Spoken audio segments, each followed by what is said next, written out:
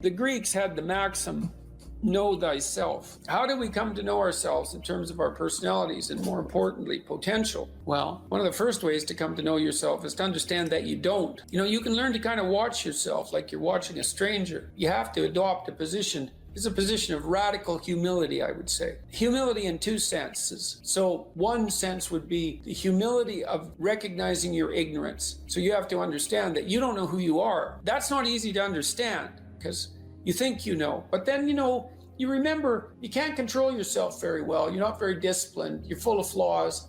Maybe you don't know yourself as well as you think, but it's hard to get low enough to understand how deeply it is the case that you are ignorant about who you are. Now, there's an upside to that too, which also is that you're also ignorant about who you could be. And so the discovery of that, is some reward for the horror of determining who you actually are. And then I would say, well, then you watch yourself. You watch yourself like you're watching a stranger. You watch what you say and you listen. You think, well, what sort of person would say that? And how am I reacting emotionally when I'm communicating in that manner? Is that making me feel stronger or weaker? Is it filling me with shame? Is it helping my confidence? Am I laying out a lie? Am I deceiving myself and other people? Am I adopting this personality at parties that is designed to impress and to amuse, and it comes across as nothing but self-centered narcissism? What are my dark fantasies? What are my aggressive fantasies? What is it that I'm willing to do? What am I interested in so that I'll spontaneously pursue it? What do I procrastinate about and why? What am I unwilling to do? What do I think is good? What do I congratulate myself for accomplishing? And what do I berate myself for failing to confront and to implement? Those are all incredibly complicated questions, and you don't know the answers to them. So that's a start.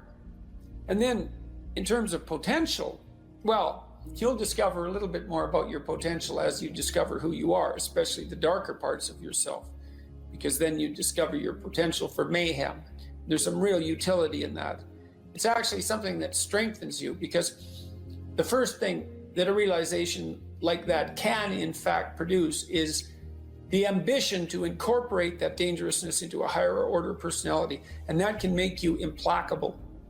That can make you someone who can say no when you need to say no. That can make you someone who won't avoid necessary conflict. And so that's unbelievably useful. And so that's one of the potentials that you might discover.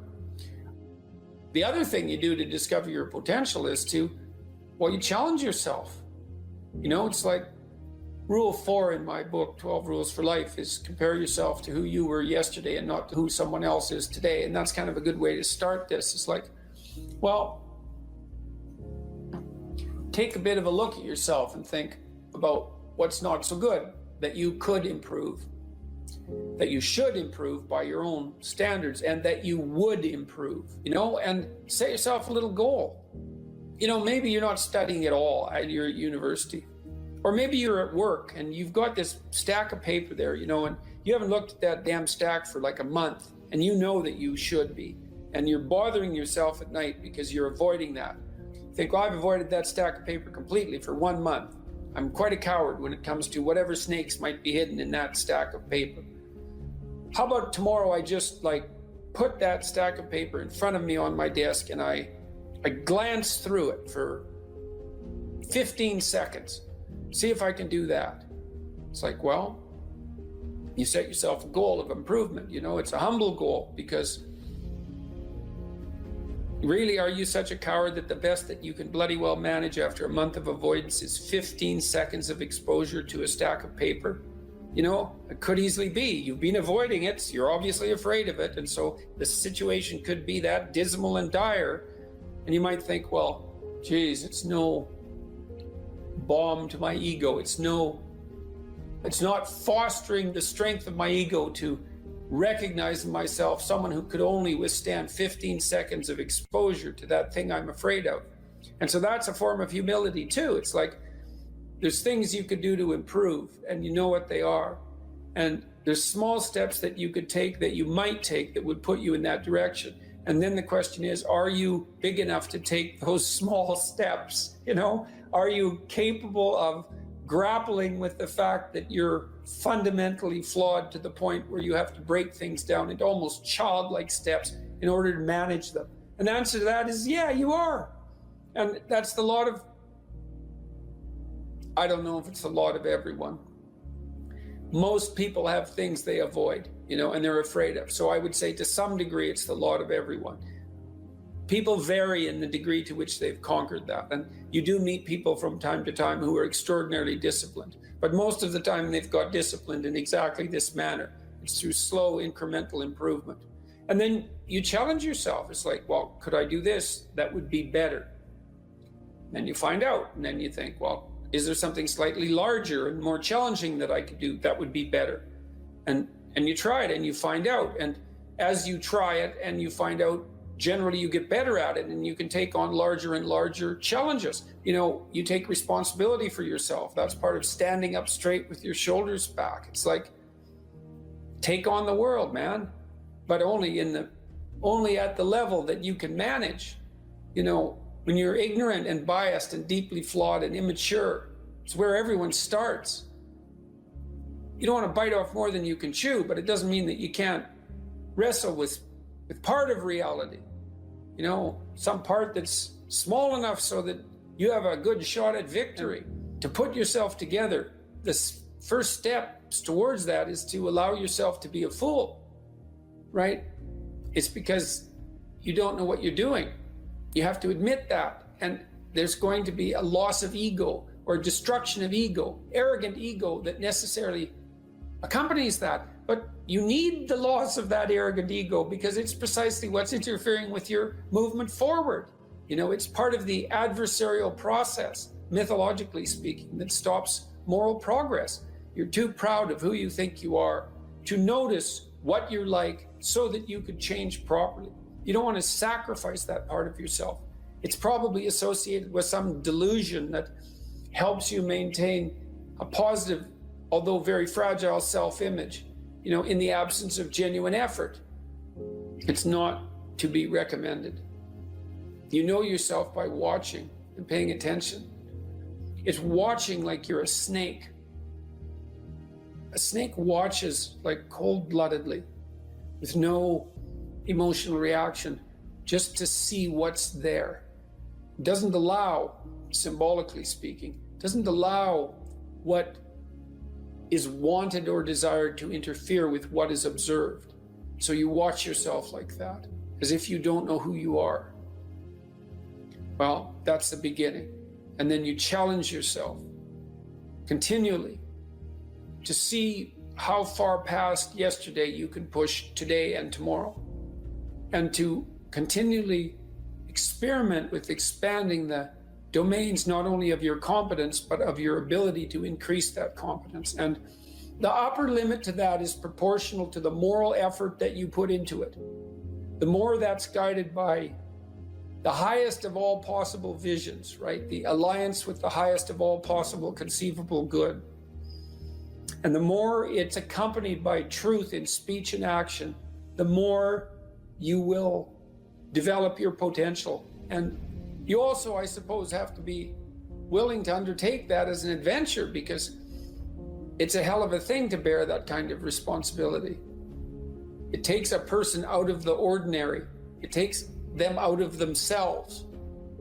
And there's an alienation and an isolation that goes along with that, and a great sorrow, all of that together. But there's deep meaning to be had in it, and there isn't anything better that you can do. So that's the answer to that question.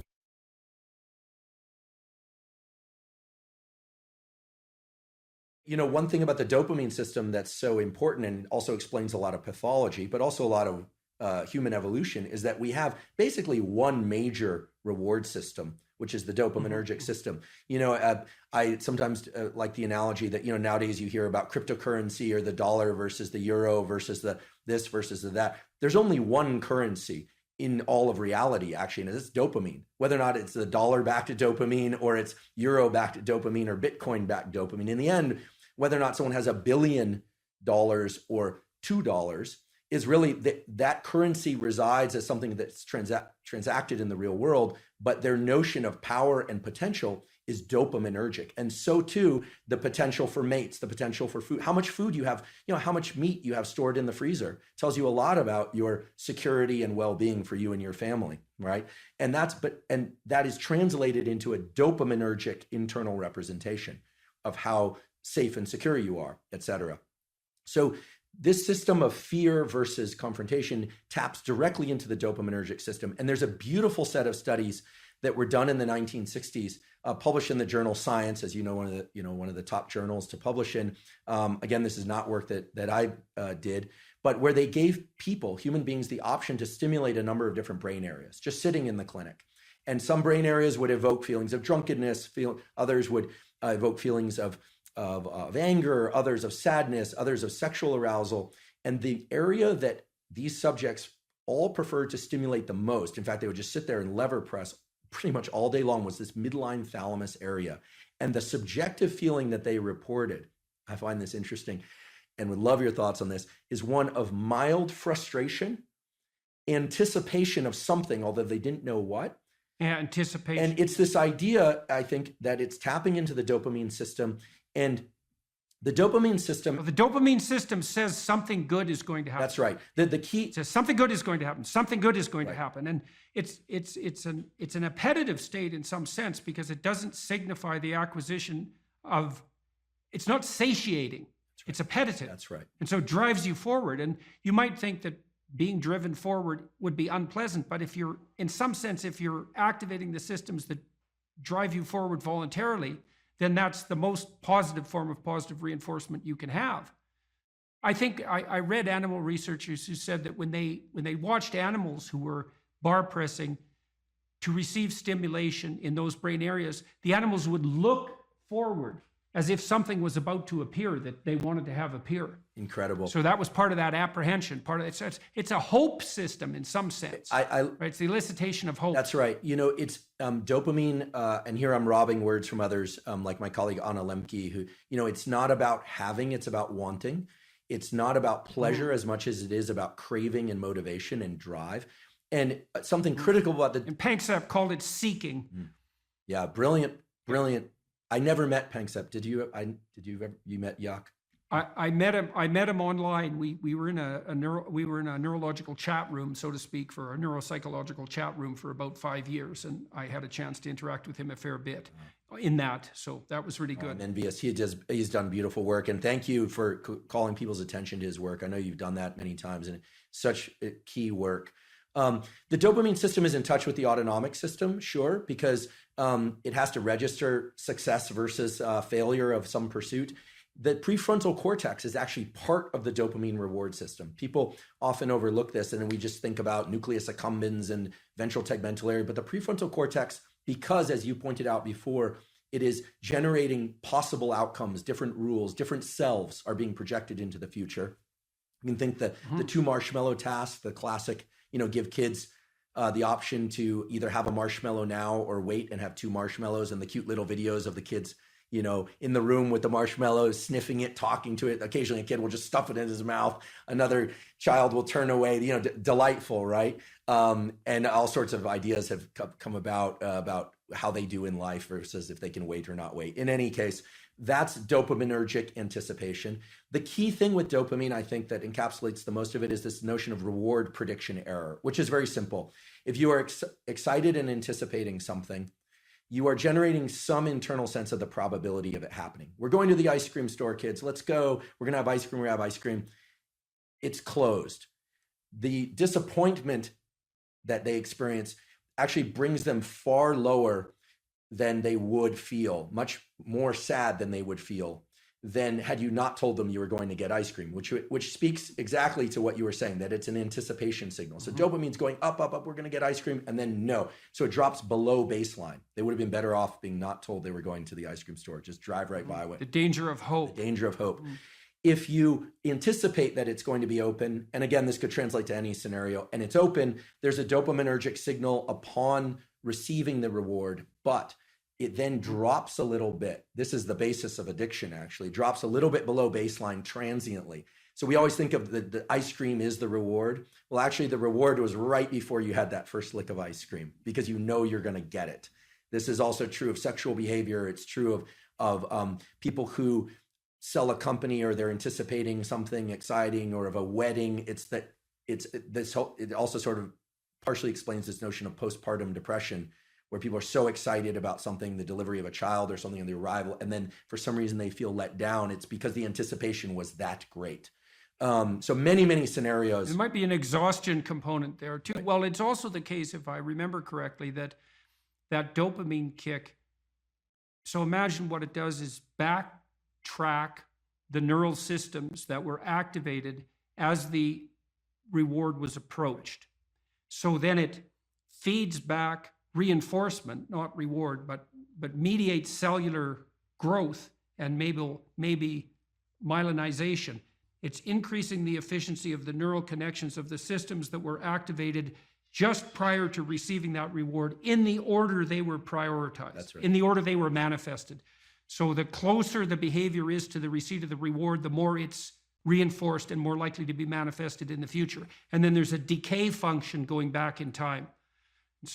And that's partly how an addictive subpersonality can grow too, right? Because you can imagine that there's a certain state of mind that you're in. Maybe it's a state of something approximating nihilistic hopelessness that grips you every time you're motivated to seek out your favorite drug. And that's fairly far back in the activation chain, but it's there every time you take a hit.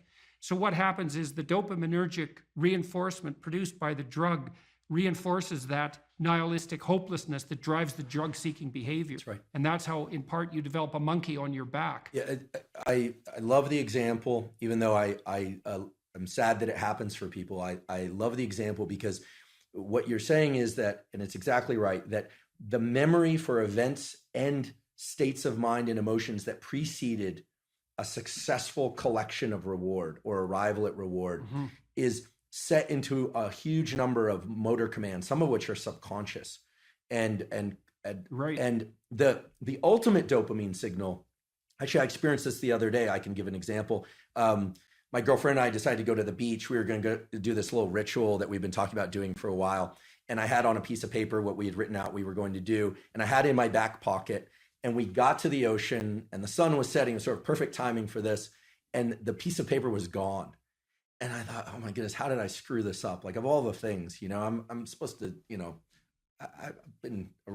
I'm 47 years old. This is not like I should be able to do this, Get your I act blew together. it. I blew it. So I went back to the car, long walk, looking everywhere. It was not a windy day, but I thought, gosh, where's this piece of paper? Looking around, didn't find it. Went all the way back to the car, wasn't in the car, came all the way back. And I was walking toward her. I saw her and I thought, okay, this is really embarrassing. I'm going to just have to wing it or remember. We didn't have our phones intentionally either, so we couldn't look it up. And then I saw the piece of paper on the beach and it was partially buried in the sand. I picked it up and I was elated. What happened there was my dopamine had dropped way below baseline because I was disappointed that I'd lost it, disappointed in myself, et cetera. And then I found it. And so your anticipation was for nothing. Exactly. So you got punished by yourself for that. Exactly. Because that should be eradicated. If you're highly anticipatory and it doesn't make itself manifest, then you were seriously wrong. So you're going to take a emotional hit as a consequence of that. I think that's also associated, that emotional hit, that pain that you feel, I think that's actually associated with the beginning stages of the death of the systems that mediated that initial response. Because you should eradicate systems that make you anticipate that don't work, right? And that means those systems, which are already instantiated and alive in some sense, have to decay and die. And it strikes me as highly probable that you're going to pay a price in something approximating pain for the death of those malfunctioning systems. It's also because why wouldn't they fight for their lives to some degree? Why wouldn't they resist the decay and death that might be necessary to keep you going? Why? There should be some pain associated with that logically, because it is a biological transformation.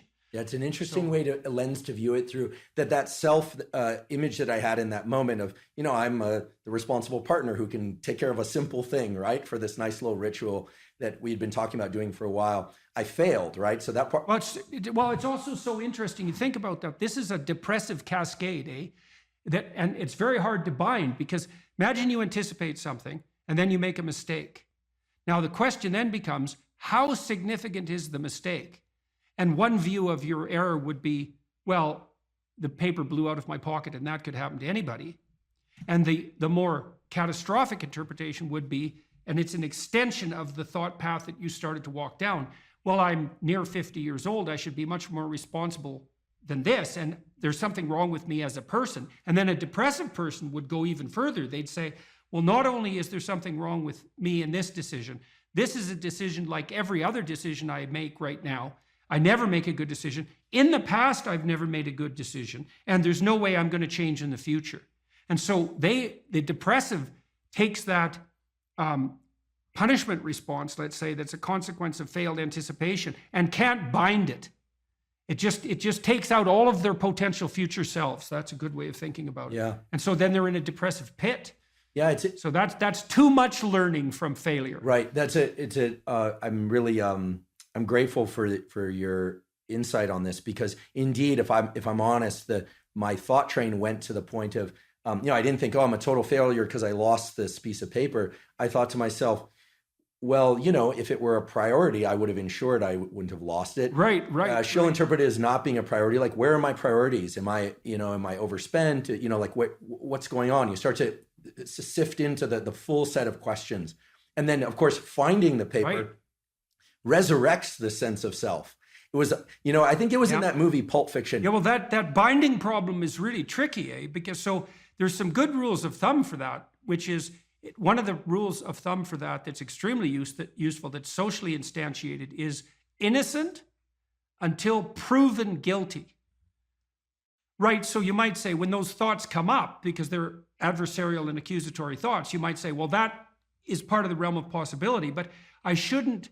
When your child does something wrong that's minor, you don't say you're a rotten kid. Right? You bind it. You say, look, kid, here's a bunch of things you're doing right. But in this particular example, specific situation, here's the minimal thing you did incorrectly and how to alter it. And it's a really good habit of mind. It's like to address towards yourself as well as to other people, which is to say, well, what's the minimum crime that I'm responsible for in this moment?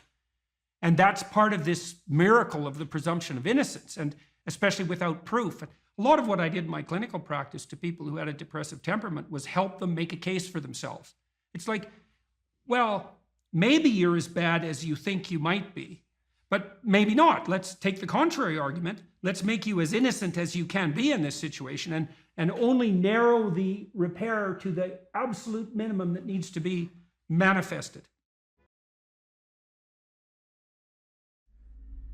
It's not an accident that the axiomatic Western individual is someone who was unfairly nailed to a cross and tortured. It's like, yes, right, exactly. So what do you do about that? Well, I thought about that for a long time too. It's like, well, you don't get together in a damn mob, because all that does is allow you to be as horrible as you could possibly imagine and suffer from none of the consequences. That's a bad idea. So how about we don't do that? Well, there's a deep idea in the West too. It's like, pick up your damn suffering and bear it and try to be a good person so you don't make it worse. Well, that's a truth. I read a lot about the terrible things that people have done to each other. You just cannot even imagine it. It's so awful. So you don't want to be someone like that. Now, do you have a reason to be? Yes. You have lots of reasons to be. God, there's reasons to be resentful about your existence. Everyone you know is going to die. You too. And there's going to be a fair bit of pain along the way, and lots of it's going to be unfair. It's like, yeah, no wonder you're resentful. It's like, act it out and see what happens. You make everything you're complaining about infinitely worse. There's this idea that hell is a bottomless pit, and that's because no matter how bad it is, some stupid son of a bitch like you could figure out a way to make it a lot worse. So you think, well, what do you do about that? Well, you accept it. That's what life is like. It's suffering. That's what the religious people have always said. Life is suffering. Yes. Well, who wants to admit that? Well, just think about it. Well, so what do you do in the face of that suffering? Try to reduce it. Start with yourself. What good are you? Get yourself together for Christ's sake, so that when your father dies, you're not whining away in a corner, and you can help plan the funeral, and you can stand up solidly so that people can rely on you. That's better. Don't be a damn victim. Of course you're a victim. Jesus, obviously. Put yourself together. And then maybe if you put yourself together, you know how to do that. You know what's wrong with you, if you'll admit it. You know there's a few things you could like polish up a little bit, that you might even be able to manage in your insufficient present condition. And so you might shine yourself up a little bit, and then your eyes will be a little more open, then you can shine yourself up a little bit more, and then maybe you could bring your family together instead of having them be the hateful, spiteful, neurotic, infighting batch that... So then you fix yourself up a little bit, kind of humbly, because, you know, God, you're a fixer-upper if there ever was one. And then you got to figure out, well, can you figure out how to make peace with your idiot brother? And probably not, because he's just as dumb as you, so how the hell are you going to manage that? And so then maybe you get somewhere that way, and your family's sort of functioning, and you find out, well, that kind of relieved a little bit of suffering, although it reduced the opportunities for spiteful revenge, and that's kind of a pain in the neck. And so then you get your family together a little bit, and you're a little clued in then, at least a bit, because you've done something difficult that's actually difficult. You're a little wiser, and so then maybe you could put a tentative finger out beyond the family and try to change some little thing without wrecking it. It's like, our society is complex, and we teach our students that they could just fix it. It's like, go fix a military helicopter and see how far you get with that. It's like, what are you going to do? You're like a chimp with a wrench. Whack! Oh, look, it's better. It's like, no, it's not better. Things are complicated, and to fix things is really hard, and you have to be like a golden tool to fix things, and you're not. So, and that's the other message of the West. It's like, how do you overcome the suffering of life? And I'm not saying it's only the message of the West. How do you overcome the suffering of life? Is be a better person. That's how you do it. Well, that's hard. It takes responsibility. And I think, you know, if you said to someone, you want to have a meaningful life? Everything you do matters. That's the definition of a meaningful life. But everything you do matters. So you're going to have to carry that with you. Or do you want to just forget about the whole meaning thing, and then you don't have any responsibility, because who the hell cares, and you can wander through life doing whatever you want, gratifying impulsive desires for how useful that's going to be, and you're stuck in meaninglessness, but you don't have any responsibility. Which one do you want? Well, ask yourself, which one are you pursuing? And you'll find very rapidly that it isn't the majority of your soul that's pursuing the whole meaning thing, because, well, look what you have to do that. You have to take on the fact that life is suffering. You have to put yourself together in the face of that. Well, that's hard. Christ, it's amazing people can even do it.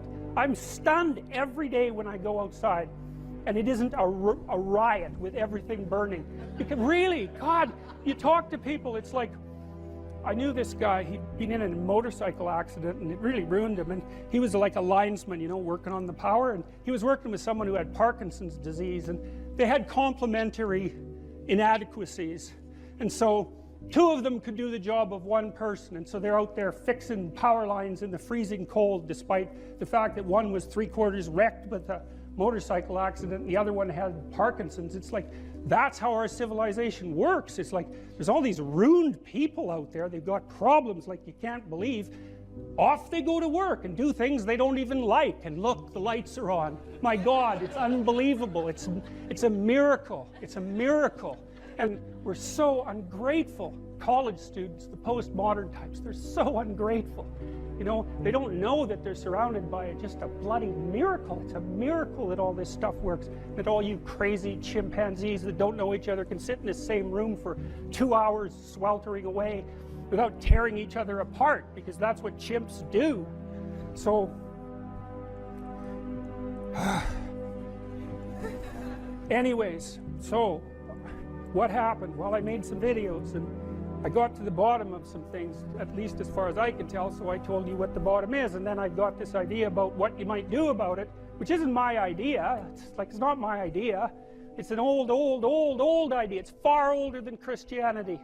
It's old. It's the oldest story of mankind. Get yourself together. Transcend your suffering. See if you can be some kind of hero. Make the suffering in the world less. Well, that's the way forward, as far as I can tell, if there is any way forward.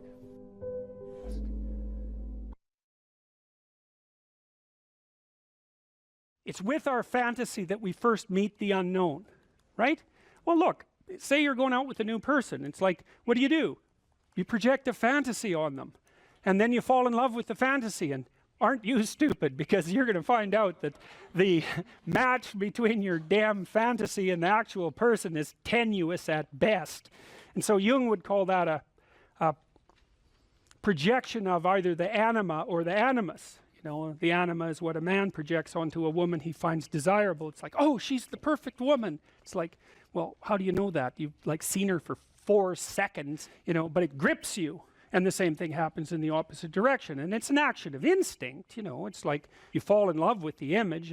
But interestingly enough, what you do in a relationship that works is that you actually, I think that what you see, it's a rough approximation, when you project the ideal and fall in love with it, you see what could be. It could be that, but it's going to take you a hell of a lot of work, because like you got no shortage of flaws and the other person has no shortage of flaws, and so you're bringing your flaws together, and that's going to produce a lot of friction, and you're going to have to engage in a lot of dialogue before you approach that level of perfection again. But maybe you can do it, and then you get to live happily ever after. Well, wouldn't that be nice? Well, so the unconscious meets the unknown, and it meets it with imagination and fantasy and dream and art. That's how you take, see, you don't just go from what you don't know to fully articulated knowledge in one bloody leap. You can't do that. You have to extend pseudopods of fantasy and imagination into the unknown. That's kind of what theorizing is like, right? Even scientifically, you know, you don't know something scientifically, you generate a theory.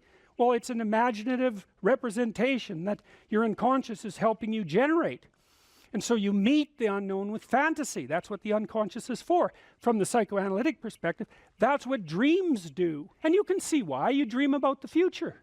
You know, it's like, well, what's the future going to be like? Well, you have a little imaginative story going on, and it's like, you don't really create it. It's sort of, you watch it unfold. You know, maybe you can tweak it here and there, but it sort of comes to you from wherever the hell things like that come from. You know, the unconscious, that's the psychoanalytic answer.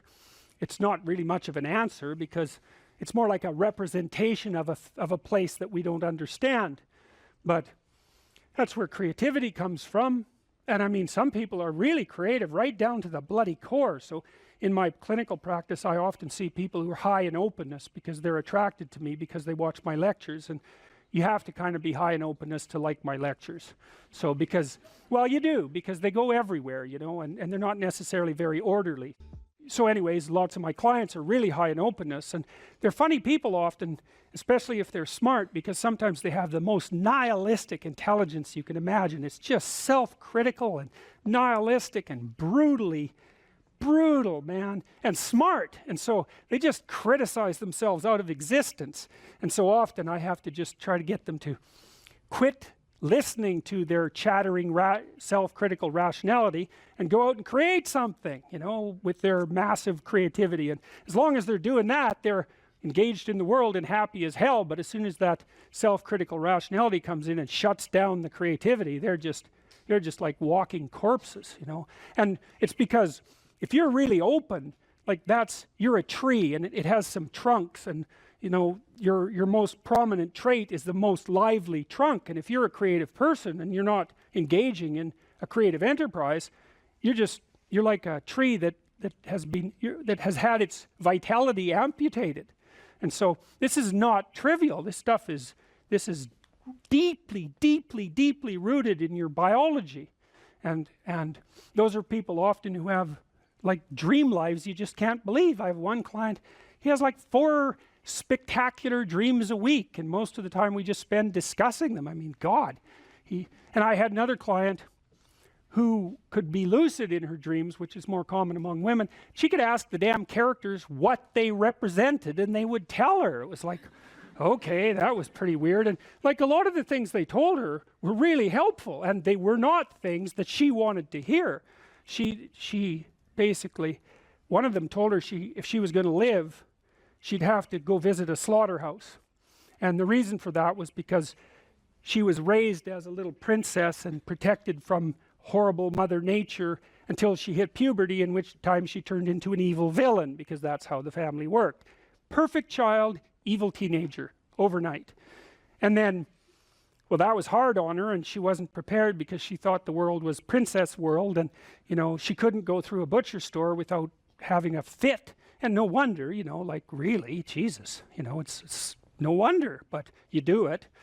But she couldn't, so we used to go to butcher stores, and that would make her cry, and that she was a vegetarian, that would make her cry, and, you know, bemoan the cruelty of the world. And it's like, yeah, fair enough, man, those are bloody slabs of meat. It's like, I don't know why everyone isn't screaming when they walk through the butcher store, but you got to get used to it, man, because you can't live in the world otherwise. And so the dream character, who was a gypsy, told her that she had to go visit a slaughterhouse, which seemed rather impractical. And so I asked her if she could think of anything else to do, and she thought, well, why don't we go visit a funeral home and watch an embalming? And I thought, oh, good, that sounds like a fun way to spend a day. And so I phoned up a funeral parlor, and I said I had a client who was terrified of death. Yeah, and I was a therapist who was also a little shaky on the concept myself. And so they had no problem with that. They deal with death all the time, which is really something to think about, right? A human being can actually have an occupation where they do nothing but deal with death, and they don't go stark raving mad. It's like, what the hell's up with that? It's like working in a palliative care ward where your clients that you know have a relationship, all they're going to do is die this week, next week, the week after. People do that. It's like, those people are tough, man. They're tough. So anyways, we went and watched this embalming, which was, I have a rather high level of disgust sensitivity, so it was a little on the rough side for me. But she sat there, and first while she was not, we were outside this little room, she was not looking at that, man, no way. Then she'd kind of go like this, and you know, that was pretty good. And then she'd go like this, and then she'd go like this, and then she watched it.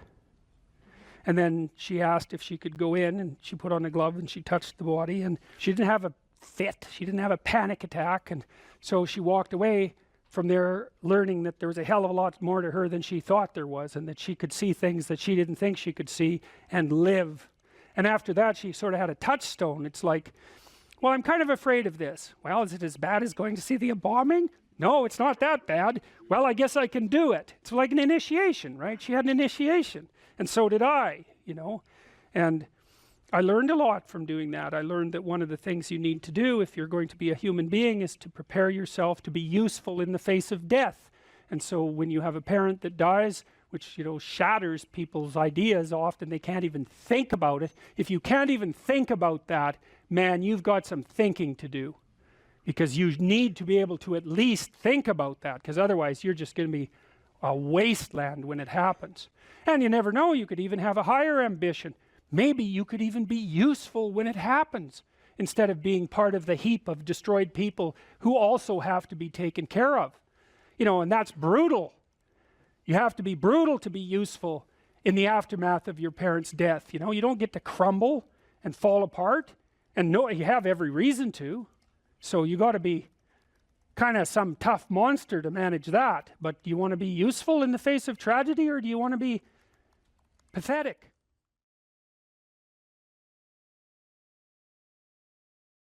So I was talking to a client the other day. It was so interesting. This person said something. He had been talking to his mother, and he just made a casual comment. He said he was talking to his mother, who was in a state of grief for good reasons that were independent of this particular person, who said, and I hate her. And I thought, oh, that's interesting. Like, where did that come from? And so I made a comment on that. That's a Freudian slip, right? Because there was, the conversation was flowing, and then this little emotion tagged utterance came forward. And whenever an emotion tagged utterance of that sort comes forward, you know it's associated with a whole rat's nest of underlying pain and anxiety and what would you call it, disappointment and frustration that hasn't been properly rectified. So it's like a marker.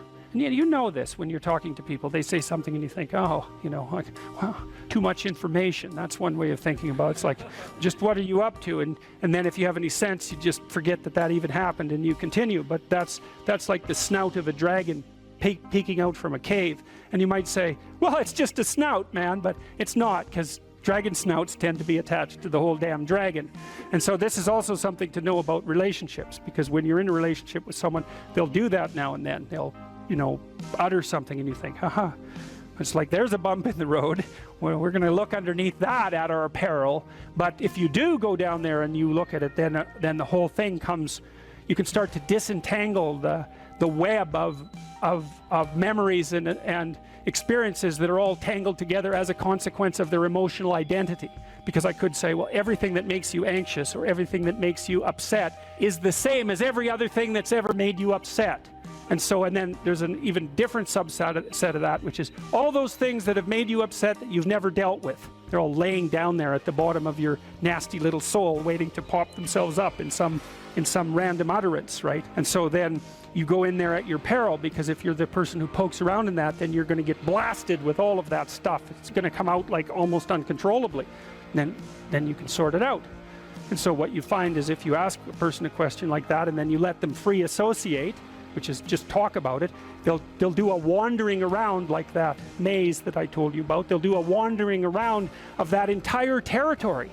And sometimes just having them wander around in it can help them straighten it out. But you might find out that something happened to them 15 years ago that left them with a terrible sense of guilt or dismay or frustration. And then when they interact with their parent in a certain way, the parent knows exactly how to tap that, and then that all comes up, and that's what produces that little utterance. And so that's the material of the world manifesting itself.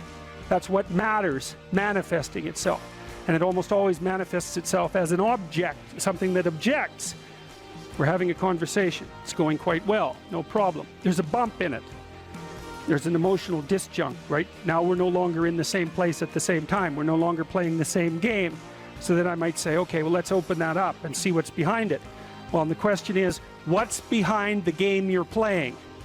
And the answer to that is all the world that you're ignoring, always. So when imagine that, think about it this way. You're trying to do well in a class and you get a bad grade. Okay, so you're in this little frame, you want to get a good grade, that isn't happening, you got a bad grade. Okay, what is it that's manifesting itself as the bad grade? Well, you could say, well, it's a C- on a piece of paper. It's like, well, that's, really? No. That's the objective manifestation. You got a piece of paper with a C-. The value-free proposition is that you've been delivered a piece of paper with a curve on it and a little, negative sign. Well, you say, well, that's what that is. Well, it's as dopey as thinking, well, here you got your failing grade, you go into the lab and you weigh it on a scale, and then you burn it and see what it was made of. It's like, well, why did I get so upset about that? It's just paper. It's like, no, that's not just paper. It's an entity that exists in a web of connections. The fact that it's signified by paper is almost completely irrelevant. What is it? The answer is, you don't know. And that's why when you pick it up, you get this paralyzed sinking feeling, because your limbic system is a lot smarter than your perceptual systems. And your perceptual systems say, well, that's a piece of paper, and your limbic system says, nah, for sure, dragon. Right. And so then you're sweating, and then maybe you put it away and you go play video games, because, better the hypothetical dragon than the real dragon. And so instead you pull out the piece of paper maybe and you think, okay, why did I get this C-?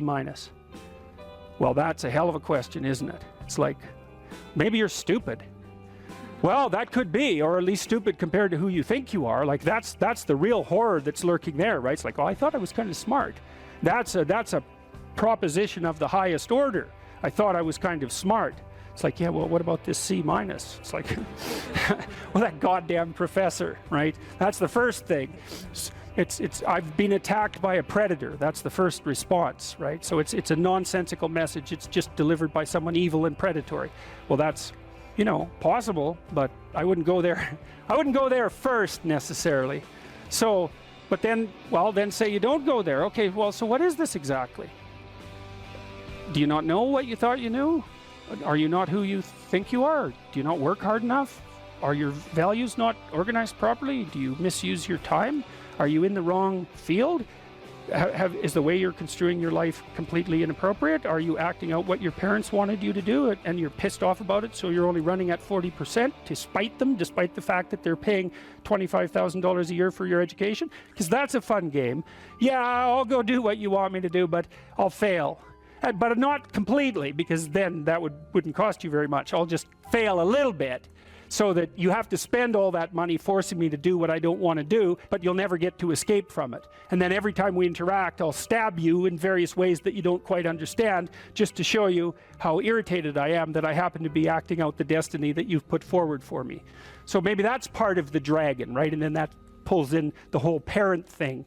And you know, these are bottomless pits often. When you're in the world and something objects to you, something that matters objects to you, then in the entire unrealized world is in that thing that objects. It's all tangled up inside it. That's why it's the great dragon of chaos. It's everything that's outside of your conceptual structure. And what is that? It's everything that lurks outside of your walled city.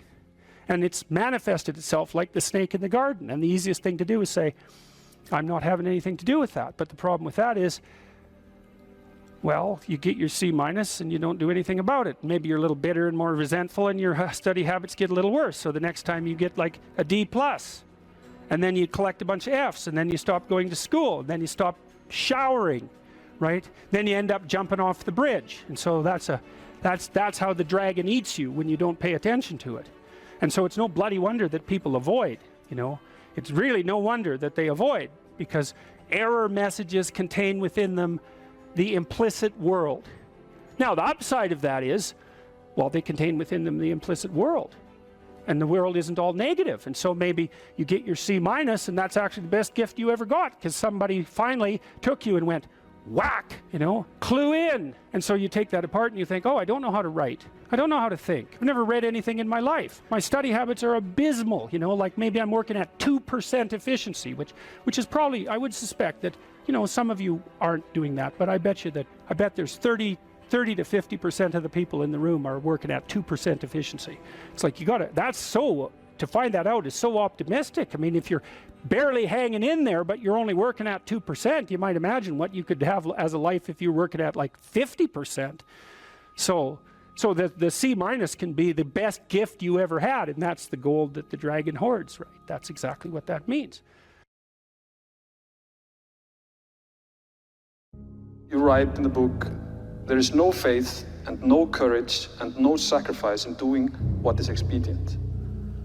What do you say to those viewers that don't pursue their dreams and are locked in their careers because they are too afraid to take risks and pursue something meaningful? Well, the first thing I would say is, well, you should be afraid of taking risks and pursuing something meaningful. But you should be more afraid of staying where you are if it's making you miserable.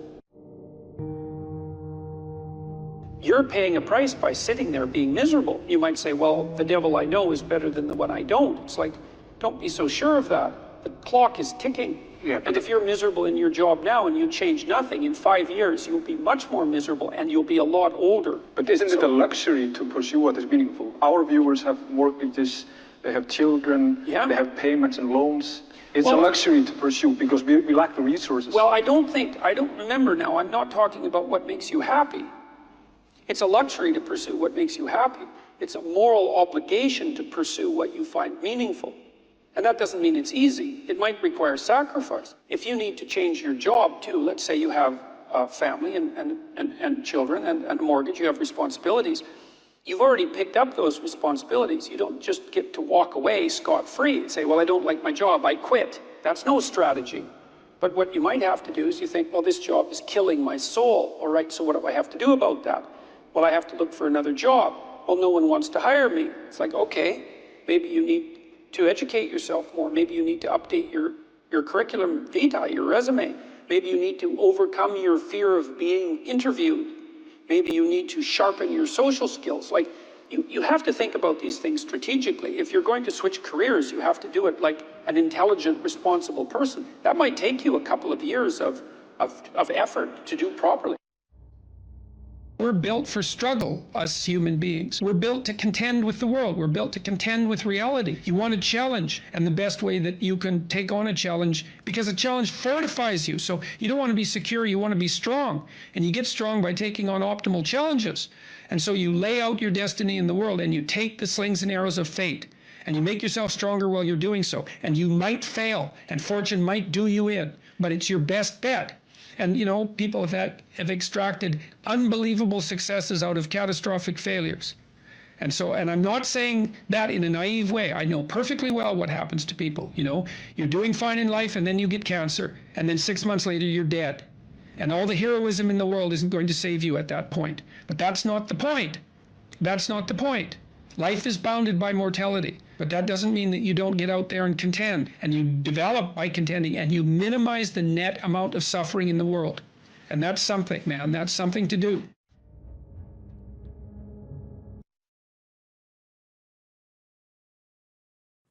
Young people always have a reason to be upset and cynical about the current state of affairs. And it's that way forever. And so it's useful, I think, to consider such considerations or such conceptualizations as the patriarchy in that light, because it's an archetypal truth that the social structure is corrupt and incomplete. And what that means is that it's something that you have to contend with every moment in some sense of your life. It's a permanent fact of existence. And to be upset that the structures, the social structures, or even the biological structures within which we live are incomplete and imperfect, and to take that personally, that's the worst part of it. To take that personally is a misreading of the existential condition of humankind, because it's always the case that what you have been given and what you live in is degenerate and corrupt and in need of repair. And it's easier just to accept that, because there's also a positive element, and the positive element is, well, you've been granted something rather than nothing, and maybe you haven't been granted pure hell, because especially in a culture like ours where many things actually function quite well, so there's room for gratitude there. Even if it's a broken machine, it's not one that's completely devastated, and it's not absolutely hell-bent at every second on your misery and destruction. And it easily could be, because many societies are like that. And so the fact that we happen to live in one that isn't corrupt beyond imagining is something to be eternally grateful for. Well, so we live inside a damaged structure, and we also bear responsibility for that damage, because we don't do everything we can to constantly repair it. And you might say, well, that's actually one of the fundamental, you know, people say, well, what's the meaning of life? What they really mean is, what's the positive meaning of life? Because as we've already discussed, the negative meanings of life are more or less self-evident. Well, the positive meaning of life is to be found in noting the state of lack of repair of the walled city that you inhabit, and then sallying forth to do something about that, to repair the breaches and to fix up the walls and to make the structure that you inhabit as secure and as productive as it possibly can be. And there's no shortage of opportunities to do that. You can do that in your own mind, you can do that in your own room, you can do that in your own household, in your local community. And maybe if you get good at doing it at all those levels, then you can start to look beyond that. And so there's challenges. That's the thing that's kind of interesting about this insufficient structure, is that it has a set of challenges built into it because of its insufficiency, and perhaps even because of its corrupt nature, that calls forth the potential response from you of heroic adventure. And the heroic adventure is to man the barricades and repair the city. And you can always do that. It doesn't matter what your personal circumstances are. There's always something that isn't right near you, isn't correct, isn't laid out properly, that you could just fix if you wanted to. And one of the things that we're going to talk about tonight is the idea that if you adopt an attitude that's like that the role that you should play is to make things better wherever you are, however you can, that what would actually happen would be that things would get better wherever you are in all sorts of ways, and that we've really, as a species, you might say, or maybe even as singular individuals, we've explored that rarely. It isn't something that's put forth as a proposition that often, and it's quite surprising to me. And you know, I had an interesting experience the other day. I went to the keg. I go there because I have food allergies, and they're very careful with people who have food allergies. And the waiter took me to the table, and he said that he had been watching my lectures, and that's a very common experience. And he was happy about that, and he said that he'd had 2 promotions at the keg in the last 4 months because he'd been watching my lectures. And like, I really found that an affecting experience, because you know, you might say, well, he's working as a waiter at the keg and there's nothing particularly heroic about that, and I disagree with that, actually, because I don't care where you're located, you can do a hell of a job, and I mean that literally. At whatever job you have, you can take whatever job you have and you can make it a real nice little piece of absolute misery. Or you can act like a civilized human being and notice that no matter where you are, there's a richness and a complexity that's completely inexhaustible right at hand. And then you can take that seriously, and you can say, well, I happen to be a waiter at the keg, and perhaps that's not what I expected, and he's a young guy, and perhaps that isn't where I want to end up, but it's not nothing. It's a rich environment, and I can make it a lot better if I want to. I can get along properly with my coworkers and not gossip behind their back, and I can treat my customers properly, and if an opportunity comes my way, I can take it, and I can see what happens. And so he said that's what he had started doing, and that things were working out much better for him. He was in a much better job than he was 3 months ago. And 3 months, that's nothing, right? I mean, that's a nice trajectory. It's an uphill trajectory, and that's what you want, really. An uphill trajectory is actually even better than being somewhere good, as far as I'm concerned, because one of the things that really makes your life meaningful is the clear realization that you're headed somewhere better than you are now. And then it's even better if you also understand that there's a direct causal relationship between the things that you're doing and the steepness of that incline. And so I get a lot of letters from people like that, and they're most frequently young men, although not always. And they say, well, you know, I've been listening to these lectures, and I decided that I'm going to try to take responsibility for my life, and so I've started to stop doing all the stupid things that I know that are stupid, that I know I shouldn't be doing, and I've started doing some of the things that aren't stupid that I know I should be doing, which seems pretty obvious, really, if you think about it. But obvious though it may be, that isn't necessarily what people do. And then they write and say, you can't believe what difference that makes. And they're thrilled about it. And so I'm thrilled about it when I get letters like that, because I really don't experience anything as better than a letter like that or a message like that, because it's so good to see things that aren't so good replaced by something better. And I really do think it's an open question. I truly believe it's an open question to what degree we could make things better if that's what we actually aimed at doing. You know, in some of the stories that we've covered already, the story of Cain and Abel in particular is really an analysis of that problem, which is so remarkable. It occurs so early in this document. It's such a foundational story. And it basically says, well, there's 2 modes of being in the world, right? There's one where you adopt the responsibility for living properly, for being properly, and you make the sacrifices necessary for doing that, and then everything will flourish properly. And the other one is a pathway of resentment and bitterness and rejection and murder and genocide, and that just seems exactly right to me. And so if the positive path beckons, if you can actually see what it is, if you can lower yourself enough to see what it is. Carl Jung said once that modern people didn't see God because they didn't look low enough. It's a phrase I really, really like, because people denigrate the opportunities that are right in front of them. And there's no reason to do that, because what's right in front of you is the majesty of being. That's what's right in front of you. It's inexhaustibly complex and full of potential, and there's no reason to assume that wherever you happen to be isn't as good a starting place as anywhere else. Now, you know, I know some people have terrible, terrible lives. They're in situations that are absolutely unbearable. But I also do know that even situations like that can be made a hell of a lot worse by the worst kind of attitude. That's for sure. So So anyway, so that's where you are. You're in a damaged structure. You're a damaged structure. You're in a damaged structure. But, you know, at least it's got some walls. You know, you're not being fed to the lions on a regular basis, so that's a good thing. And you can emerge forward, you know, heroically, magically, to confront the chaos that constantly threatens the structure within which you live. And you can free something as a consequence of that. You can learn something. You can strengthen yourself. That's the other thing, because the way, what you're actually made of, in many ways, that what informs you, what you're made of, is what you encounter when you voluntarily encounter the unknown.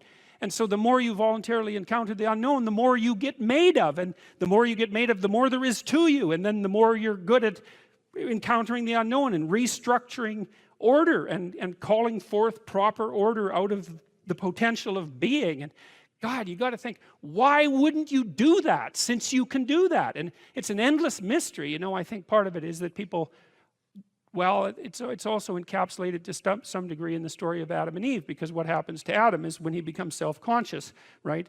He becomes ashamed of himself and regards himself as a lowly sort of creature. And there's endless reasons why people would do that, because of course we're rife with imperfection, and so he hides from God. And I think that's actually the answer to the conundrum, which is that people don't aspire to the highest good because they're deeply ashamed of themselves and their weaknesses and their insufficiencies. And so that's not the only reason. I mean, there's the desire to avoid responsibility, and there's all the negative motivations as well, like resentment and hatred and the desire to make things worse. I don't want to, you know, give us too much of a break, but it's something like that.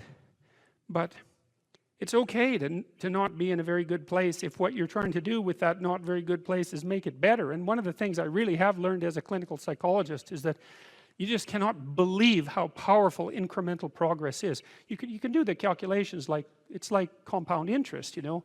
If you make your life 0.1% better a week, man, in 2 or 3 years, you're in such a better place than you were that it isn't even like the same domain. And if you keep that up for 10 years or 20 years, you know, especially if you're young and you start early, you start to straighten yourself out and fix the things that you can fix. You can transform your lives in ways that are completely unimaginable. And God only knows what the upper limit of that is in terms of human possibility, because we are amazing creatures, you know, when we really get our act together and stop running at 10% of our capacity, you know. So that's what you do. You've got, you know, the fact that things aren't exactly the way they should be at least gives you something to do, you know, and that's maybe something great to do, because there's no shortage of suffering and trouble that besets the world that you could conceivably ameliorate in some way. And the utility and meaning, the utility of that and the intrinsic meaning of that is self-evident. So it also makes me curious about nihilism, for example, and despair, because I mean, I understand those emotions, I understand them deeply, and the intellectual mindset that goes along with it, but they just seem beside the point to me in some sense, because there are so many things that need doing that all you really have to do is open your eyes and look at them and then decide that you're actually going to do something about them. And you might think, well, what's within my scope of influence is so trivial that it's not worth doing. It's like, it won't stay trivial for long if you do it.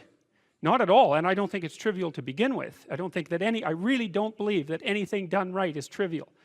And my experience in my life has been that anything I actually did paid off. It didn't pay off necessarily in the way that I expected it to pay off. That's a whole different story.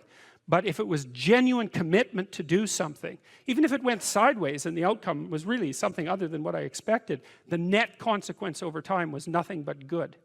So every new frontier that can be conquered is an advance forward, and there's no shortage of frontier because we're surrounded by the unknown. We're surrounded by our own ignorance, and we can continually move into that domain, into the domain of chaos, or we can restructure pathological order. And that's the secret to proper being. And so then you encounter chaos that way, you know, and then you can regard yourself as the sort of entity that, despite its insufficiency, has the capability to conquer chaos despite the danger of that. That's the other thing, because the fact that you're fragile is actually a precondition for your heroism, because if you weren't fragile, then there'd be nothing heroic about doing something difficult, right? Because if you couldn't be hurt or damaged or defeated or end up in failure, then where's the moral courage in the endeavor? It has to be that the fragility is built into the courage. And so it's not a reason not to engage in it at all. In fact, quite the contrary. And so, and why beholdest thou the mote that is in thy brother's eye, but considerest not the beam that is in thine own eye? Or how will you say to thy brother, let me pull out the mote out of thine eye, and behold, a beam is in thine own eye? Well, you might be wondering what a beam is, and a mote is a dust speck, and a beam is a very large piece of lumber. And so the issue is not so much the blindness of others, even though there's as much blindness among others as there is for you. But the issue here, the advice here, the description here is, you should be concerned about what's interfering with your own vision first. And you should leave other people the hell alone in relationship to that. And so if your mode of being in the world is, if you would just act better, things would improve for me, or if you identify the evil and the catastrophe as something that's outside, that someone else needs to fix, or that someone else is responsible for, then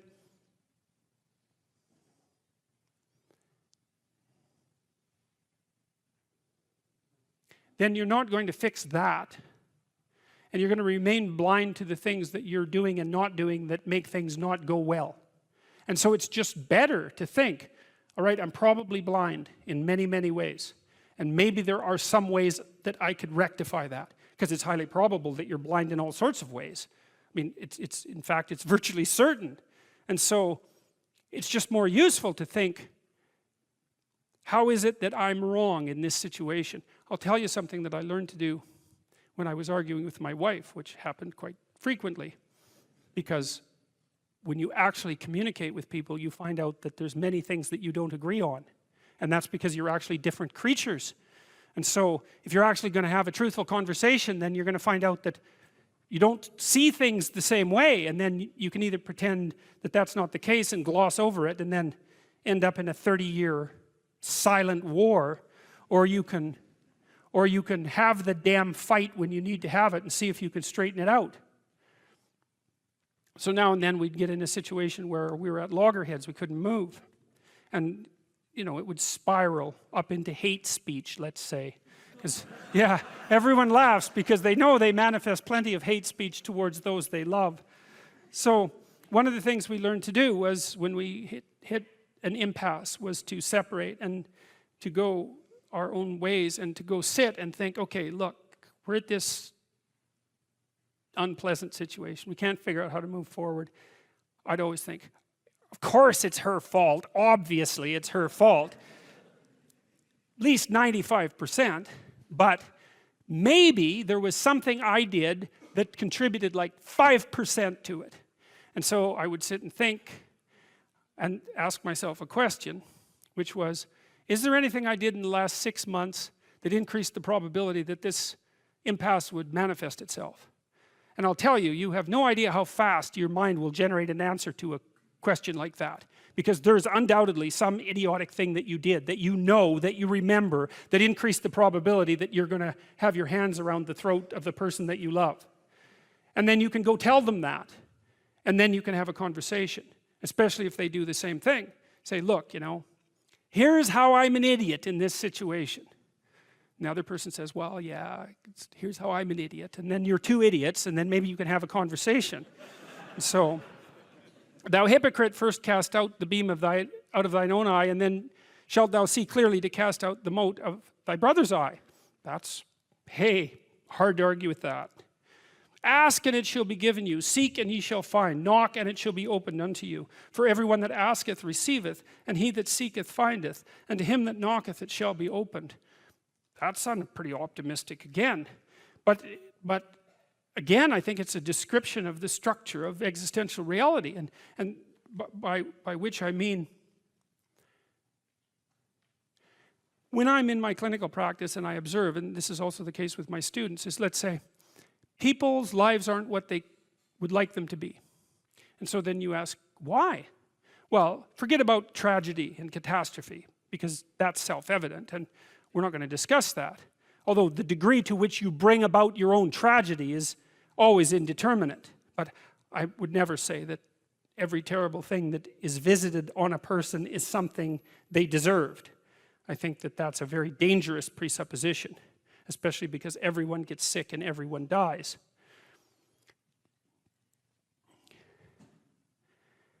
But one of the main reasons that people don't get what they want is because they don't actually figure out what it is. And the probability that you're going to get what would be good for you, let's say, which would even be better than what you want, right? Because, you know, you might be wrong about what you want easily. But maybe you could get what would really be good for you. Well, why don't you? Well, because you don't try. You don't think, okay, here's what I would like if I could have it. And I don't mean in a way that you manipulate the world to force it to deliver you goods for status or something like that. That isn't what I mean. I mean something like, imagine that you were taking care of yourself like you were someone you actually cared for. And then you thought, okay, I'm caring for this person. I would like things to go as well for them as possible. What would their life have to be like in order for that to be the case? Well, people don't do that. They don't sit down and think, all right, you know, let's figure it out. You've got a life. It's hard, obviously. It's like 3 years from now, you can have what you need. You've got to be careful about it. You can't have everything. You can have what would be good for you, but you have to figure out what it is, and then you have to aim at it. Well, my experience with people has been is if they figure out what it is that would be good for them, and then they aim at it, then they get it. And it's strange because they don't it's a strange thing. It's not quite that simple because, you know, you may formulate an idea about what would be good for you, and then you take 10 steps towards that, and you find out that your formulation was a bit off, and so you have to reformulate your goal. You know, so you're kind of going like this as you move towards the goal. But a huge part of the reason that people fail is because they don't ever set up the criteria for success. And so, since success is a very narrow line and very unlikely, the probability that you're going to stumble on it randomly is 0. And so there's a proposition here, and the proposition is, if you actually want something, you can have it. Now the question then would be, well, what do you mean by actually want? And the answer is that you reorient your life in every possible way to make the probability that that will occur as certain as possible. And that's a sacrificial idea, right? It's like, you don't get everything. Obviously. But maybe you can have what you need. And maybe all you have to do to get it is ask. But the asking isn't a whim or today's wish. It's like, you have to be deadly serious about it. You have to think, okay, like I'm taking stock of myself. And if I was going to live properly in the world and I was going to set myself up such that being would justify itself in my estimation, and I don't mean as a harsh judge, exactly what is it that I would aim at? Well, one of the things I've found is that in test of this theory, let's say, you could try this. This is a form of prayer, knocking. Sit on your bed one day and ask yourself, what remarkably stupid things am I doing on a regular basis to absolutely screw up my life? And if you actually ask that question, but you have to want to know the answer, right? Because that's actually what asking the question means. It doesn't mean just mouthing the words. It means you have to decide that you want to know. You'll figure that's out so fast it'll make your hair curl.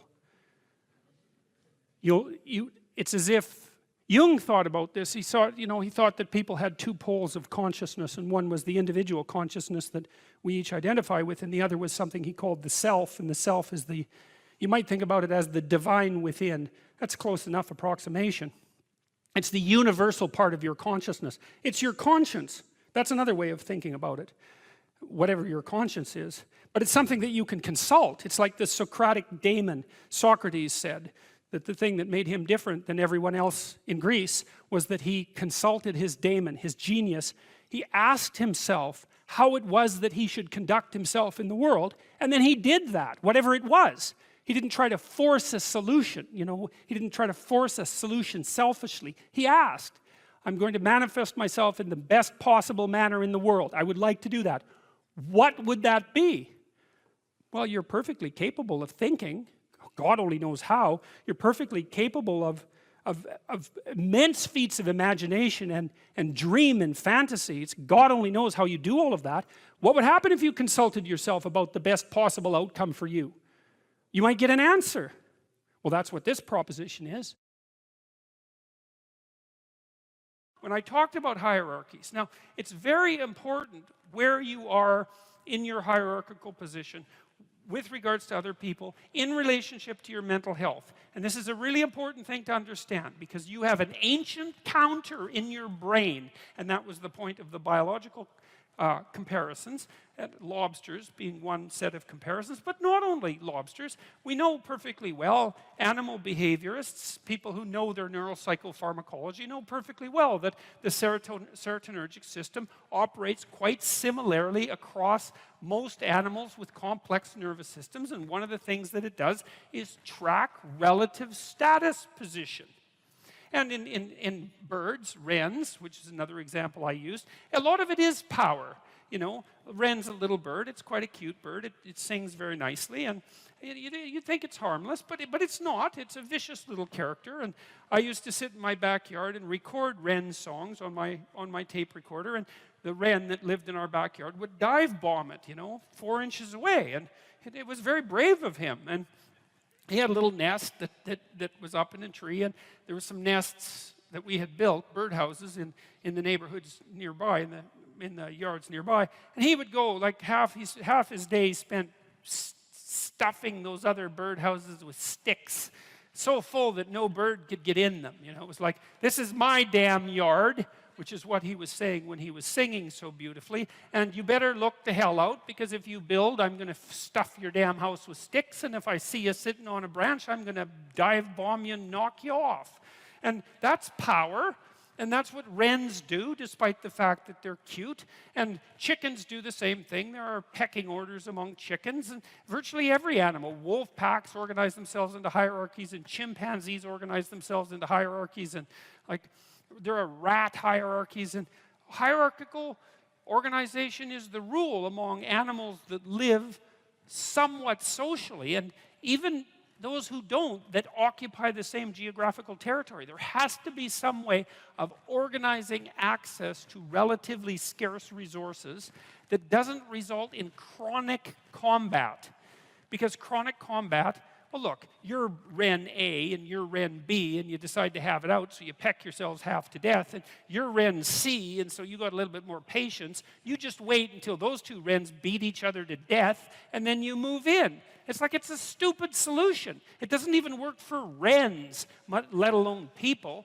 And so, you know, the wrens announce their prowess, and they do that with the quality of their song and their displays, and they indicate to one another who shouldn't be messed with, and then there's a minimum of combat. And you could make a pretty good case that that's power, But like, it's not like wrens get together and build like wren apartment houses and then go out on collective worm hunt insects, I guess, collective insect hunting expeditions and bring them all back and distribute them, and, or make insect farms so that there's more insects for all the wrens. They haven't got that far, you know. They're competing in a zero-sum game.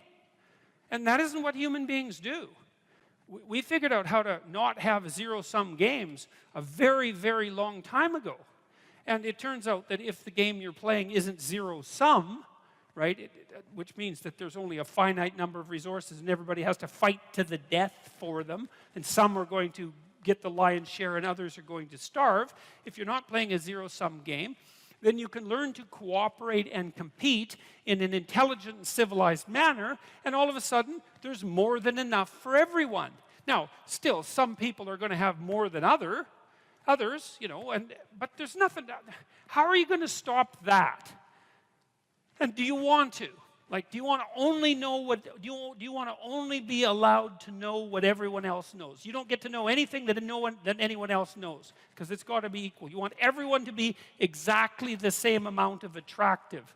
You know, and if you averaged attractiveness overall and you only allowed each person to be as attractive as the average person, there'd be not much attractiveness left in the world. And it seems to me that that would be quite the loss, you know. And strength, you're not allowed to have any additional strength or ambition or talent or let's say athletic ability. It's like, or artistic ability. I mean, aren't we kind of happy that there's massive inequality in the distribution of talent? I know it's harsh and hard, but you can't expect everybody to have every talent that there is, and it would be a hell of a sacrifice if no one got to have any talent, because it wouldn't be fair. And so I don't get the whole equality of outcome thing. It isn't going to work. There aren't that many geniuses, you know? We want to exploit the geniuses and get them to work for us. And if the price is that somebody has more than you do of something, well, suck it up, for Christ's sake. Well, Jesus, seriously, man. It's like, look, how much more do you have than most people have? You know, you need to make $30,000 a year to be in the top 1% of the socioeconomic distribution worldwide. You know, you always hear about the 1%. Right, the evil 1%. And they churn, by the way, because it's not the same people all the time. It's like all of you here are in the evil 1%, and you think, well, that's not very fair, because I was really only talking about within my country. Well, that's convenient for you, you know. It makes it really, really convenient argument for you. It's like, well, all those other people, those foreigners, they don't count. If they're poor, who the hell cares? It's the Australians that matter. You know, and so, no, that's a non-starter.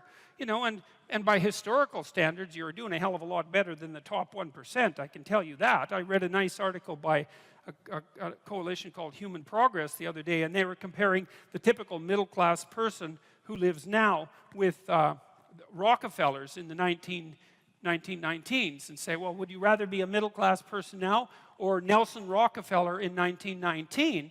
And the answer seemed pretty damn clear that, well, you know, if you were Nelson Rockefeller, then you would have been richer than anyone else. And there's something to be said for that status, right? Because people do like to have more than others. I don't know if it's a good thing or not, but it is one of the things that we like. And so you'd have that. You'd be richer than everyone else. But there'd be all sorts of things that you have that now that Nelson Rockefeller wouldn't have had a hope of purchasing.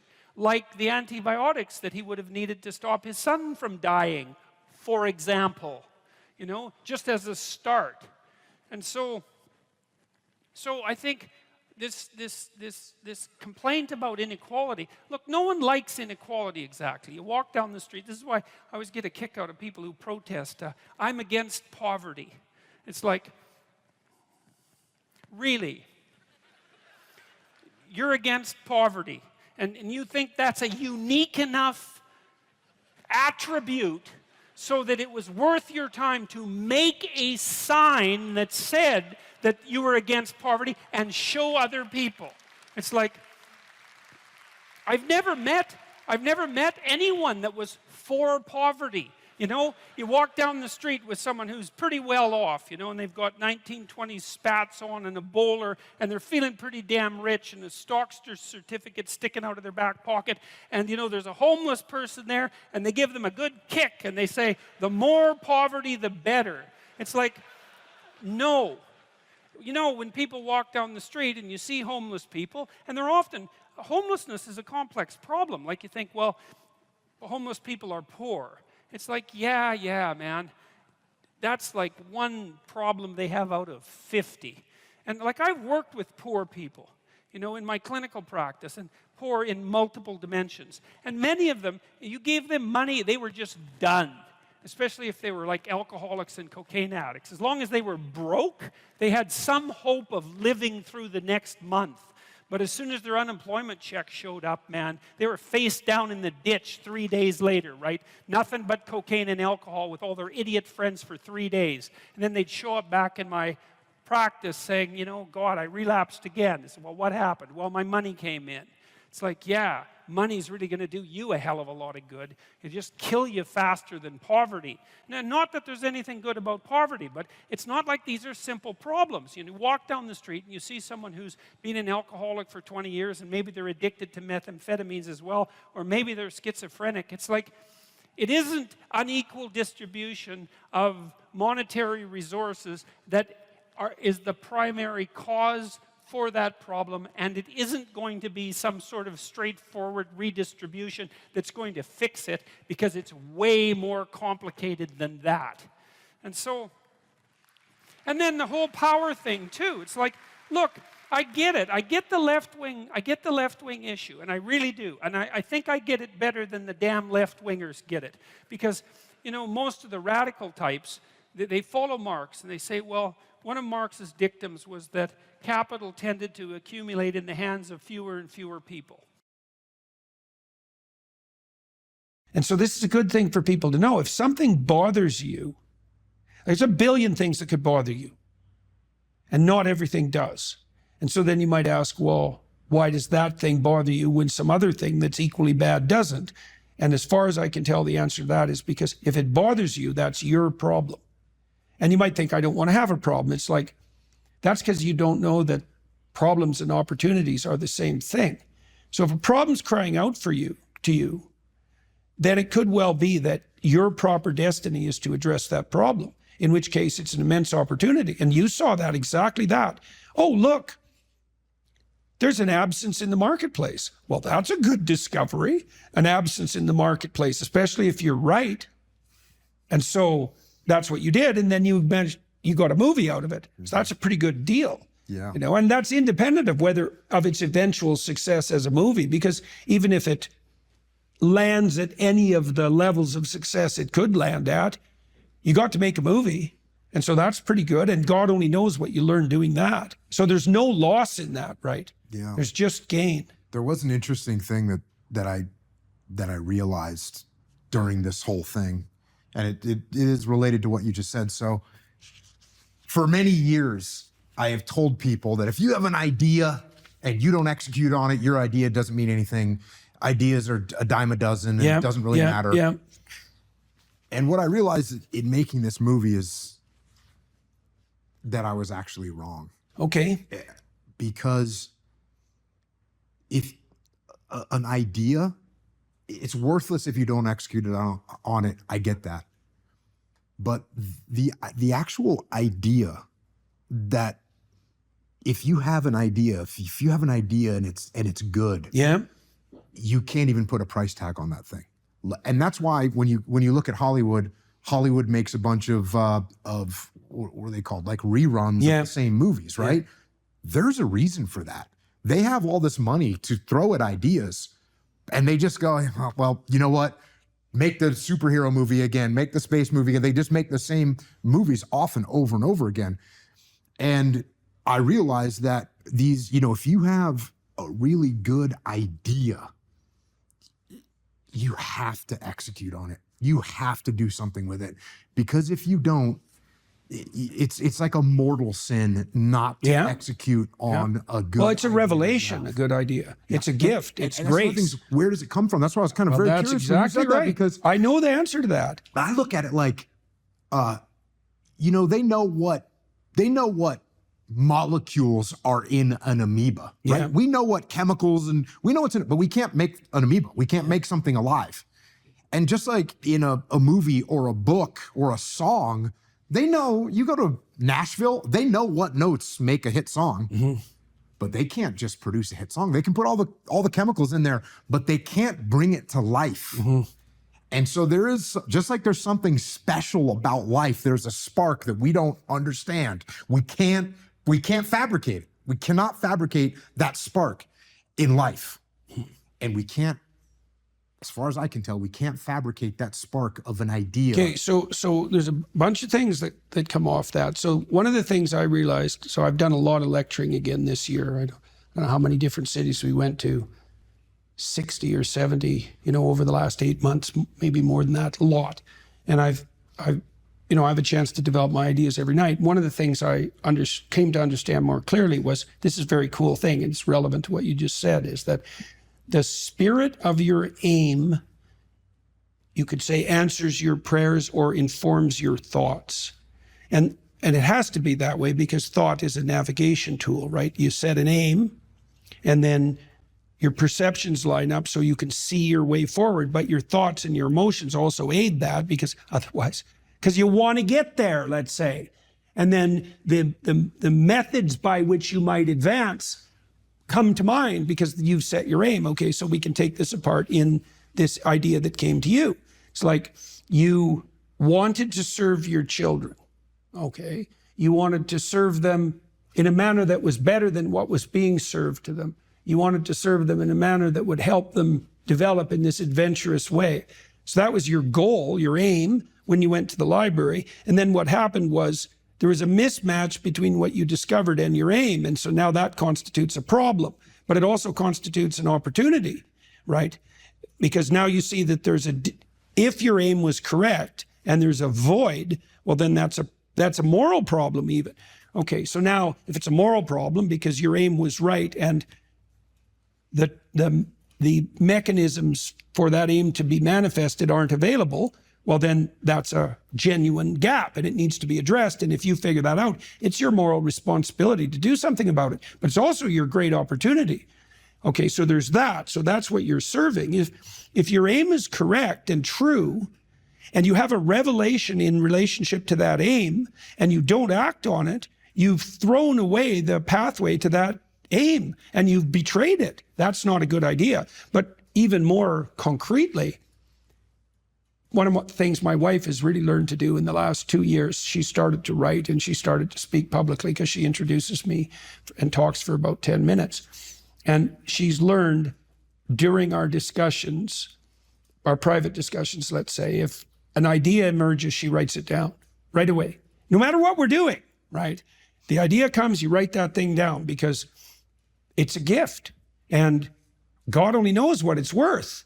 You could have a good idea now and then. It might be a good idea that changes your whole life. And you could have that idea and be casual enough to forget it. And that was that. And then you'd wonder why you never got anywhere. It's like, well, you had a gift and you didn't. And then there's another issue too, is the things that meet with reward grow. That's a neurological truth. That's how large language models are trained. They're trained with reinforcement. The closer they get to the target, the more weight is put on that response. So it's literally reward that trains large language models to match to target. Well, if you have a bit of a creative spark and and ideas are being revealed to you in concordance with your aim, and then you don't act on those, you punish them. You punish the source of the ideas. Just like demoralizing a kid.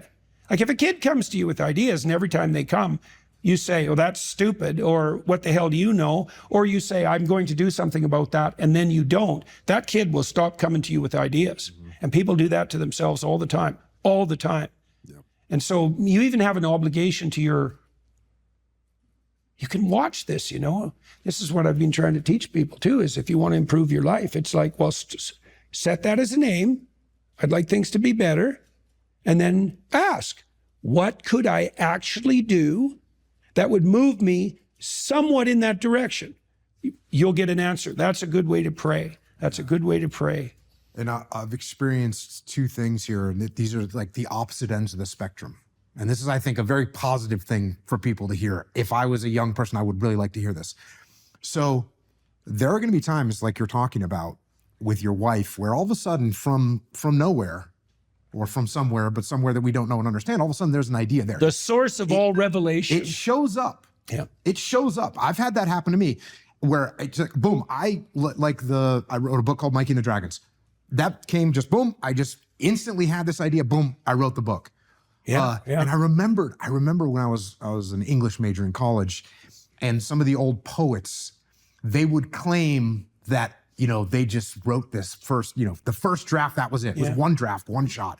And there was sort of rumors about that's not really happened. They found their notes. They'd written a bunch of drafts. But sometimes it's true. Sometimes you will get that inspiration, it'll come and boom, you're done. Yeah. So you can sit around and wait for that. I don't recommend waiting for that, though. It may or may not come. Yeah. We can't control that. The other side of the spectrum, which I've also had this happen to me, and my silly term that I came up with for it is squeezing your brain. You have to like squeeze your brain and squeeze something out of it. And what I like is this idea, just to come full circle a little bit here. You know, I had this thing where I wanted to have lessons for my kids that they could read in a book. Yeah. And so I have that. There's my aim, what you would call an aim. Yeah. Well, I didn't immediately say, oh, okay, what I can have as a kid that's going through kind of kid problems and his uncle who's a Navy SEAL can come and stay with him for the summer and he can teach him. I didn't have that. And I definitely didn't have the nuances of like, oh, he can get bullied by this kid. And he can that fills in. Right. But I squeezed on my brain and thought, what would be a good, and then all of a sudden, boom, you just start, you find your path and the story will come or the idea will come. And Well, that's part of that disciplined striving. Like I learned when I first started writing, I forced myself to sit and write every day. And some days I was highly productive and other days I wasn't so productive. But every day, if I sat long enough, I was a little bit productive. And then I got better at being productive and much better at not delaying sitting down. That took a long time, really years to really get disciplined. I'm still learning that discipline, right? I mean, how long do you write for at a time?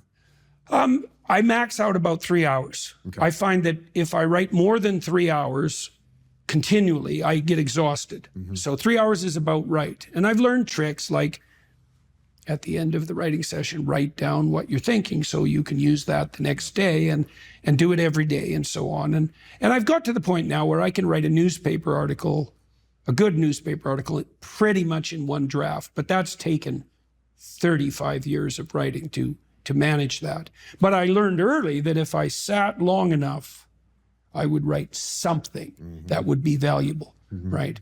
And some days it took like 45 minutes to get warmed up so that, you know, everything I wrote was just painful to produce and not of very high quality. But if you persist, the thing that persistence, that's the other thing that's kind of interesting neurologically. You know, I already said if you punish the source within you that gives rise to ideas, it will stop producing ideas. So that's a bad idea. But it's also the case that you want to make being creative the victor over all the competing pulls and temptations. And partly what you're doing when you're disciplining yourself is that. It's like, no, I'm going to sit here, regardless of all the other things I could be doing, all the other things I could be thinking, until that part of me that's able to create wins that internal battle and prevails. And then it gets stronger and stronger over time. And that's building character. That's exactly what that is. The empirical viewpoint is in some sense that what you know as a consequence of sense data. And the problem with that proposition is that there is mystery embedded inside the axiomatic presupposition of sense data. So behavioral psychologists believed that animals, and they tried to model animal behavior using these a priori theory, the animal reacted reflexively to a stimulus. And so that's a deterministic machine hypothesis. And that always bothered me, partly because animals don't do that. So for example, if you train a rat to run down a maze, it'll learn how to run down the maze. And then if you bind the back legs of the rat and you put its rear end on a wheeled chariot, it will propel itself through the maze on the wheels. And obviously it didn't learn that reflexively because there aren't that many wheeled rats. And they just don't have that kind of experience. And so the rat's perfectly capable of modifying what it learned in this hypothetically deterministic manner to react to an entirely different set of challenges and come up with exactly the same solution. There was an old behaviorist joke that under controlled laboratory conditions, an animal will do exactly what it damn well pleases. And I like that very much. And the problem with the behaviorist theory of stimulus response was the axiomatic presupposition that the stimulus was given, That you just look at the world and there's the stimulus right in front of you. That takes no effort, and you merely respond reflexively to it. And that's so wrong that it's almost incalculable, because it turns out that perceiving the world is so complex that in some real sense, not only do we not know how we do it, but it looks impossible.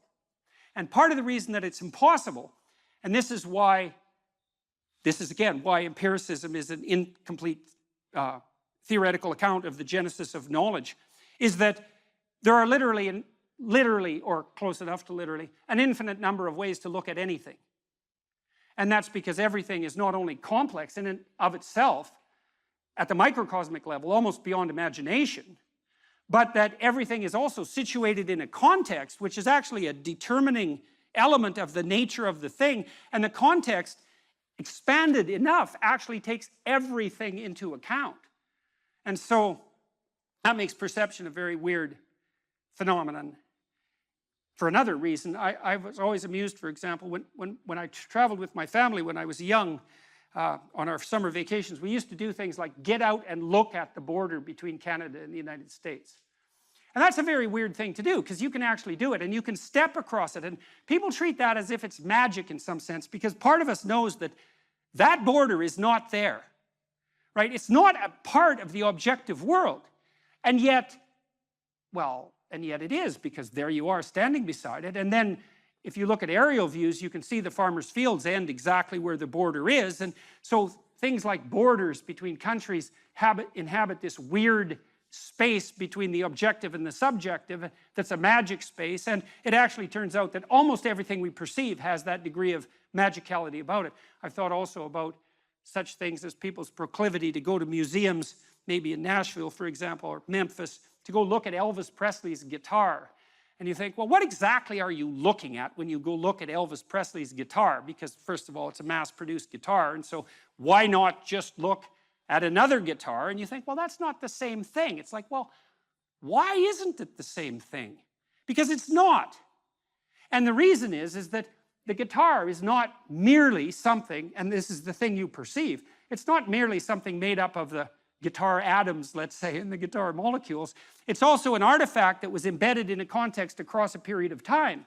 And that embeddedness of that artifact is part of what you perceive when you see an artifact like a celebrity, something a celebrity owned, or the relic of a saint, let's say. And you can say, well, that's all an overlay on top of perception, and that would be fine, except that's wrong. There's no data, so to speak, that support that viewpoint. That's not how perception works. Perception is unbelievably complicated. So we see regularities of being, and some of those, impediments and affordances is the technical term, we tend to perceive as objects. But we also see the possibilities of being. But the problem with that is that the world of objects, potentially relevant objects, and the world of possibility is vast beyond our comprehension. And so then we have another problem that emerges as a consequence of that, which is a key and signal problem, and the fact that it has been solved precipitously and carelessly, hastily, is actually the reason for the culture war that's raging today. And that is that we have to prioritize our perceptions. We have to prioritize our perceptions to get access to the sense data that hypothetically informs us. We have to see the world through a system of value. And why would I say a system of value? Well, a system of value is a system of priorities, right? Because to value something is to make it more important than other things that it's being compared to. And why do you need a hierarchy of perceptual priority in order to see? And the answer is, well, you can't see everything at once. And so you can only see one thing at a time. And which thing? And the answer is the thing you think is most important to see at that moment. And then the question is, well, and this is the question, why is that the most important thing to see at the moment? So imagine, this is true in the auditory domain, in the tactile domain, all sensory domains. And you think that perception is a passive action and that we act upon the consequences of our perception, and this is just not true at all. There's no level of the analysis of perception neurophysiologically where you can separate action from perception. So for example, when you're looking at the world, although you don't know this, your eyes are moving back and forth very, very quickly. They have to move. If they stop moving for more than 1/10 of a second, you go blind, because you saturate the neurons that you're using to perceive so intensely with the repetitive stimulation that they just shut down. And so at a micro level, your eyes are vibrating like mad, and then there are saccades above that are still unconscious, that are less rapid and wider. And then voluntarily, you have voluntary eye fields in the frontal cortex. You move your eyes voluntarily to point to what you want to see, and you do that because the center part of your vision is exceptionally high resolution.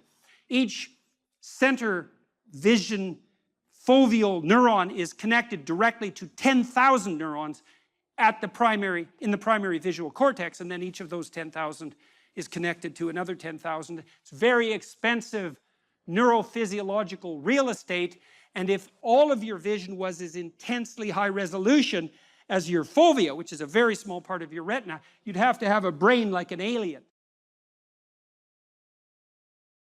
And I would say, you don't just have to face the reality of unjust suffering and death in your life.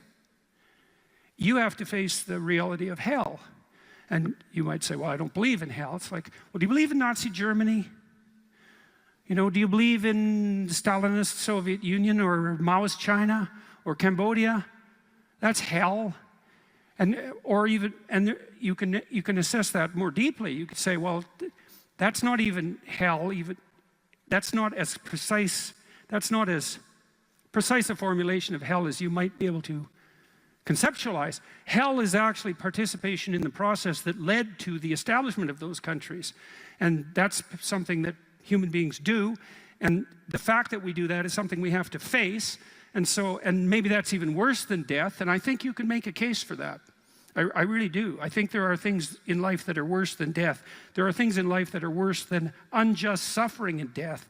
And the things that lead to hell are worse. And you might think, well, I don't have to worry about that. It's like, yeah, you do, as a matter of fact, because you're going to face those things too. And you're going to face that when you face your own malevolence, which you will, and you're going to face that when you face the malevolence of others, including the mob. And some of that's just death and tragedy, and some of it is something far darker and deeper than that.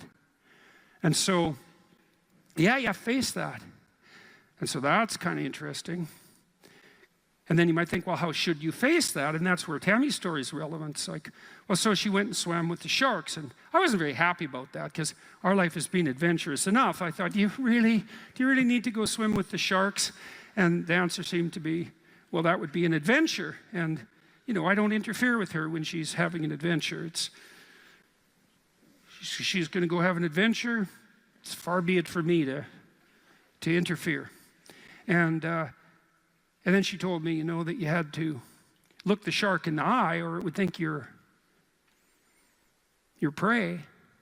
Think, well, what do you have to look in the eye so you're not prey? And, you know, human beings have been trying to figure that out for a long time, because we're strange animals, because we're predators, but we're also prey. And so I guess at any moment you're sort of deciding, well, are you a predator? Are you the thing that's on top, or are you prey? And you're prey if you turn tail and run. And there's a psychological truth there, like a deep psychological truth. And it seems to be something like, if you practice forthright and voluntary exposure to that which terrifies and dismays you, it transforms you.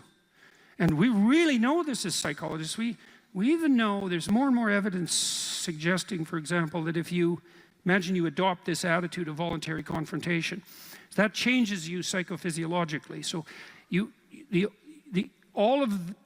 much of the biochemistry of motivation and emotion is transformed when you take a stressor which could be oppressive and paralyze you and cause you to withdraw, and you reverse that and you decide to advance.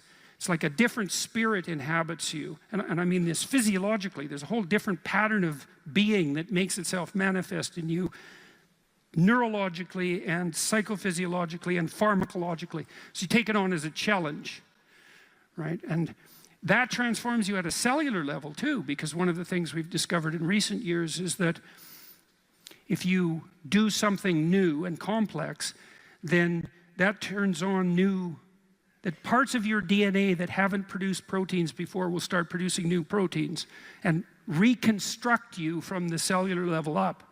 So it's a deep transformation, and we have no idea how deep.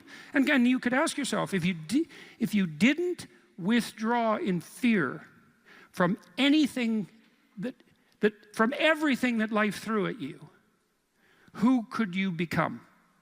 And I would say that's the central religious question in some real deep sense. Are more things thrown at us than we can manage? Well, that's a tricky question, because pretty dreadful things are thrown our way. And you might say, well, that's just presents an insuperable barrier to progress. That's not very helpful, because you're alive, here you are, you got these problems to contend with, and if it's an impossible task, then how could you be anything but hopeless and desperate? But then you think, well, wait a second, how would things transform if I took this on as a voluntary adventure? Regardless of its scope, and the scope would include unjust suffering, death, and hell. And that's not just some religious or metaphysical vision. It's like, no, you're actually going to have to contend with that in your life, in whatever way those things make themselves manifest to you personally. That's coming, man. And so maybe you better get prepared. And then the question might be, well, what would happen if you got prepared? And the answer might be, you'd be prepared. And I think the religious enterprise in its deepest sense is that process of preparation. And you might want to even push that a bit farther. You might say, well, not only do you want to get prepared for what's coming your way, but you want to be so prepared that when it comes your way, that it doesn't make you bitter and resentful and tempted by the desire to walk the path that would make all of that even worse. And so you might say, well, if you could really face up to what you need to face up to, not only could you turn yourself into someone that could bear the catastrophe of life and exposure to hell, but maybe you could turn yourself into someone who would still do good even while facing those things. And that's a pretty noble goal, because it's realistic. It's not naive at all. It says, look, man, trouble's coming your way, and it's real. And yet it's possible that you could confront that and still do good in the deepest sense. It's like, well, that's quite something. It would be really quite something if that's true. And one of the preconditions of that would be faith, I suppose. And in some sense, that's what Tammy was manifesting when she went down and swam with the sharks. The faith that if she looked the bloody predator in the eye, that would solve the problem. And then you think too, well, could it be any other way? It's like, well, we have all these problems in our lives, and we could think there's two possible ways of approaching those problems. One would be we just ignore them in the hopes they would go away? Well, no one thinks no one who isn't a child thinks that, and very few children. Nobody believes that. We know perfectly well that if you got to face something, man, you better face it. And if you're going to face it, that's probably the best pathway forward. And then you might think, well, what does that mean ultimately? And it might mean something like, face it, as deeply as you possibly can and as voluntarily as you possibly can. And there's an element of faith in that, because you have to put yourself on the line. But you're kind of stuck with that anyways. That's the rub. If you pursue the things in your life that are meaningful, once you've oriented yourself, and that means accepting the challenges that come along with that, because one of the things that you'll find, you even find this in music, if you know a piece of music completely, then you tend not to want to listen to it anymore. There still has to be some challenge in it. You still have to track it, and sometimes music is so complex you just can't. It just sounds like noise. Modern music is often like that because it's so, it tends towards the chaotic, and so I find it difficult to listen to because I can't get a handle on it. But then, So it's too challenging. And then there's other music, pop music is often like this. It's catchy the first 2 times you hear it, and then you never want to hear it again. It's too much, there's too much predictability and not enough chaos. And hopefully you find a piece of music that's somewhere in the middle. You can listen to it 50 or 100 times, and each time you listen to it, there's still some new nuance in it that you didn't expect before. And so, well, you kind of want to set up your life like that, so that, and I think you see that the phenomena of meaning manifests itself at the area, at the locale of optimal challenge. So if the thing, so one of the things, for example, I might say, well, let's say you want to set some goals for yourself. We say, well, they're remarkable goals, but they're too unattainable. You're just going to find it frustrating to pursue them. It's going to be too punishing. And then we might say, well, here's a goal, and you think, well, I could do that, you know, standing on my head. There's no challenge in it. Well, both of those two extremes are going to leave you in a state that isn't characterized by the optimization of engagement and meaning. One is too difficult, it's too punishing, it's the judge and nothing else, and the other is the ultimate and merciful mothers. It's like you win no matter how you play. So then you calibrate it. You say, well, you know, I'm up for a challenge at this level. I wouldn't recommend that, because that's just a bit like people do that. You might want to investigate your character in detail and decide, you know, what's going on at this level of analysis. That's pretty harsh, but you can certainly continually retool yourself at more micro levels, and I think what you do is you pick the level of retooling that optimizes your willingness to be engaged in it. And then what's so interesting about that is that, I think, is that you get the benefits of perfection, so to speak, while still being imperfect. Your actual imperfection has nothing to do with it. What's relevant is the journey that you're undertaking to rectify the imperfection. So instead of aiming to be the entity without flaws, you're aiming to be the entity that continues to realize its flaws and overcome them. Well, that's a game you can play forever. You don't take responsibility for things that you don't accept. You only take responsibility for things that you do accept. You say, well, the world is fundamentally flawed because its fundamental nature is vulnerability, intolerable vulnerability. I'm not going to take any responsibility for that. That's really Cain's attitude in the story of Cain and Abel. He externalizes responsibility for the catastrophe of his life, and therefore he doesn't make the right sacrifices. And so the paradoxical injunction here is, accept responsibility for the catastrophe of your life, and that way you transcend it simultaneously. And there's an unbelievably hopeful message in there, and the message is, you're actually strong enough to do that, you just don't know it. And you won't find out till you do it. You can't find out till you do it. But if you did it, you'd find out that it was true. It's a massive risk. It's the ultimate in risks, right? You have to be willing to lose your life in order to find it. It's like, exactly right. So that picture, when I started to understand that picture, well, every time I look at it, it just blows me away. I can't, it's an unbelievably sophisticated set of ideas. But I don't think it's much different, really, than this idea. I mean, Buddha finds his enlightenment under a tree. It's not fluke that that's the case. That's his natural environment. And he's sitting in the lotus here. The lotus opens up. It's this thing that springs up from the depths. And he sits there illuminated the same way. He's got a halo that's the sun that stands for higher consciousness. And he's transcended by accepting the fact that life is suffering. He's transcended the limitations that are part of mortality. You see that symbol there? That swastika, you see it there? It's reversed. The Nazis reversed it. Well, think about that. I mean, they weren't stupid. Their symbols had meaning. Is what the swastika represented was what this represents reversed. Well, that's a very bad idea. This is the thing that this idea is what enables people to transcend their suffering. And Buddha said, well, don't be too attached to things. And what does that mean? It doesn't mean deny the world. It might mean deny the world if you're too in love with the material, like with material well-being, let's say, then your pathway to transcendence and meaning might be to abandon that because it's constraining you. It's making you less than you could be. But the fundamental lesson, the more fundamental lesson that's underneath that is don't let what you are stop you from being what you could be. Right.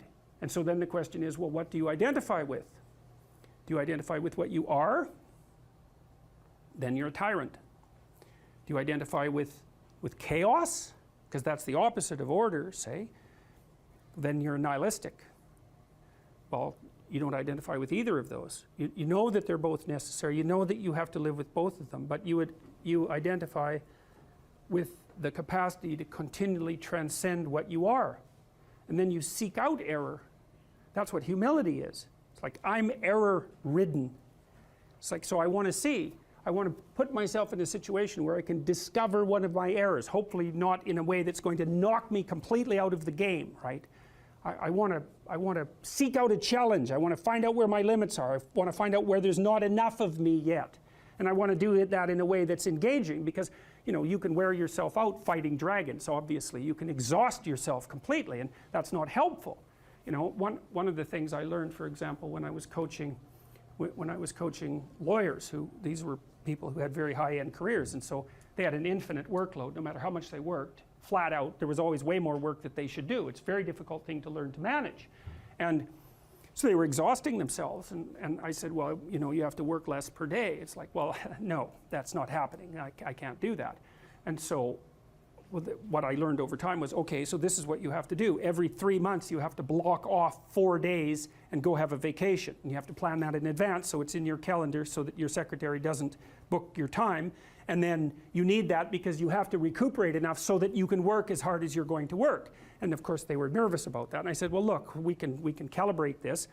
Let's keep track of your billable hours over the next year and see if they increase or decrease. Because I bet you if you take more time off, you'll actually have more billable hours. You'll actually have your cake and eat it too. You'll get to have a vacation and you'll be more productive. And that inevitably, that was what happened. And so that's a matter of calibrating the game properly, right? You want to play a game that you can play today, but also one that you can play next week and next month. We're not talking about, your career this week. We're talking about you having a career that lasts 30 years, that doesn't kill you, that doesn't make you hate yourself or the job, that doesn't make you bitter, that doesn't wear you to a frazzle. So it has to be optimized. And so I think that you can, in fact, decide to take on the load that's optimally meaningful if you want, and then you get to have your cake and eat it too. You're on the pathway to continual incremental improvement. You only have to burn off a feather at a time instead of having the whole bloody thing burst into flames. But it's a constant source of renewal. And there's an idea that to be renewed, you have to drink the water of life, right? That's an old mythological idea. And what's the water? The water of life, chaos is water. Water is chaos. Water is what washes away too much order. And to stay continually, let's say, refreshed by the water of life is to take on exactly the right amount of chaos to make sure that your garden is properly nourished.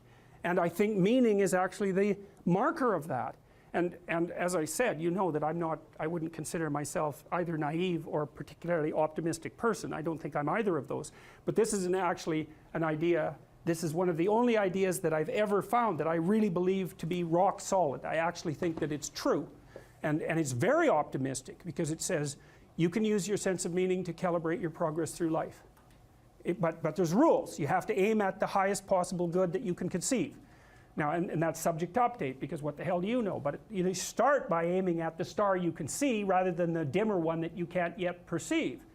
And then you decide that you're going to do that honestly, right?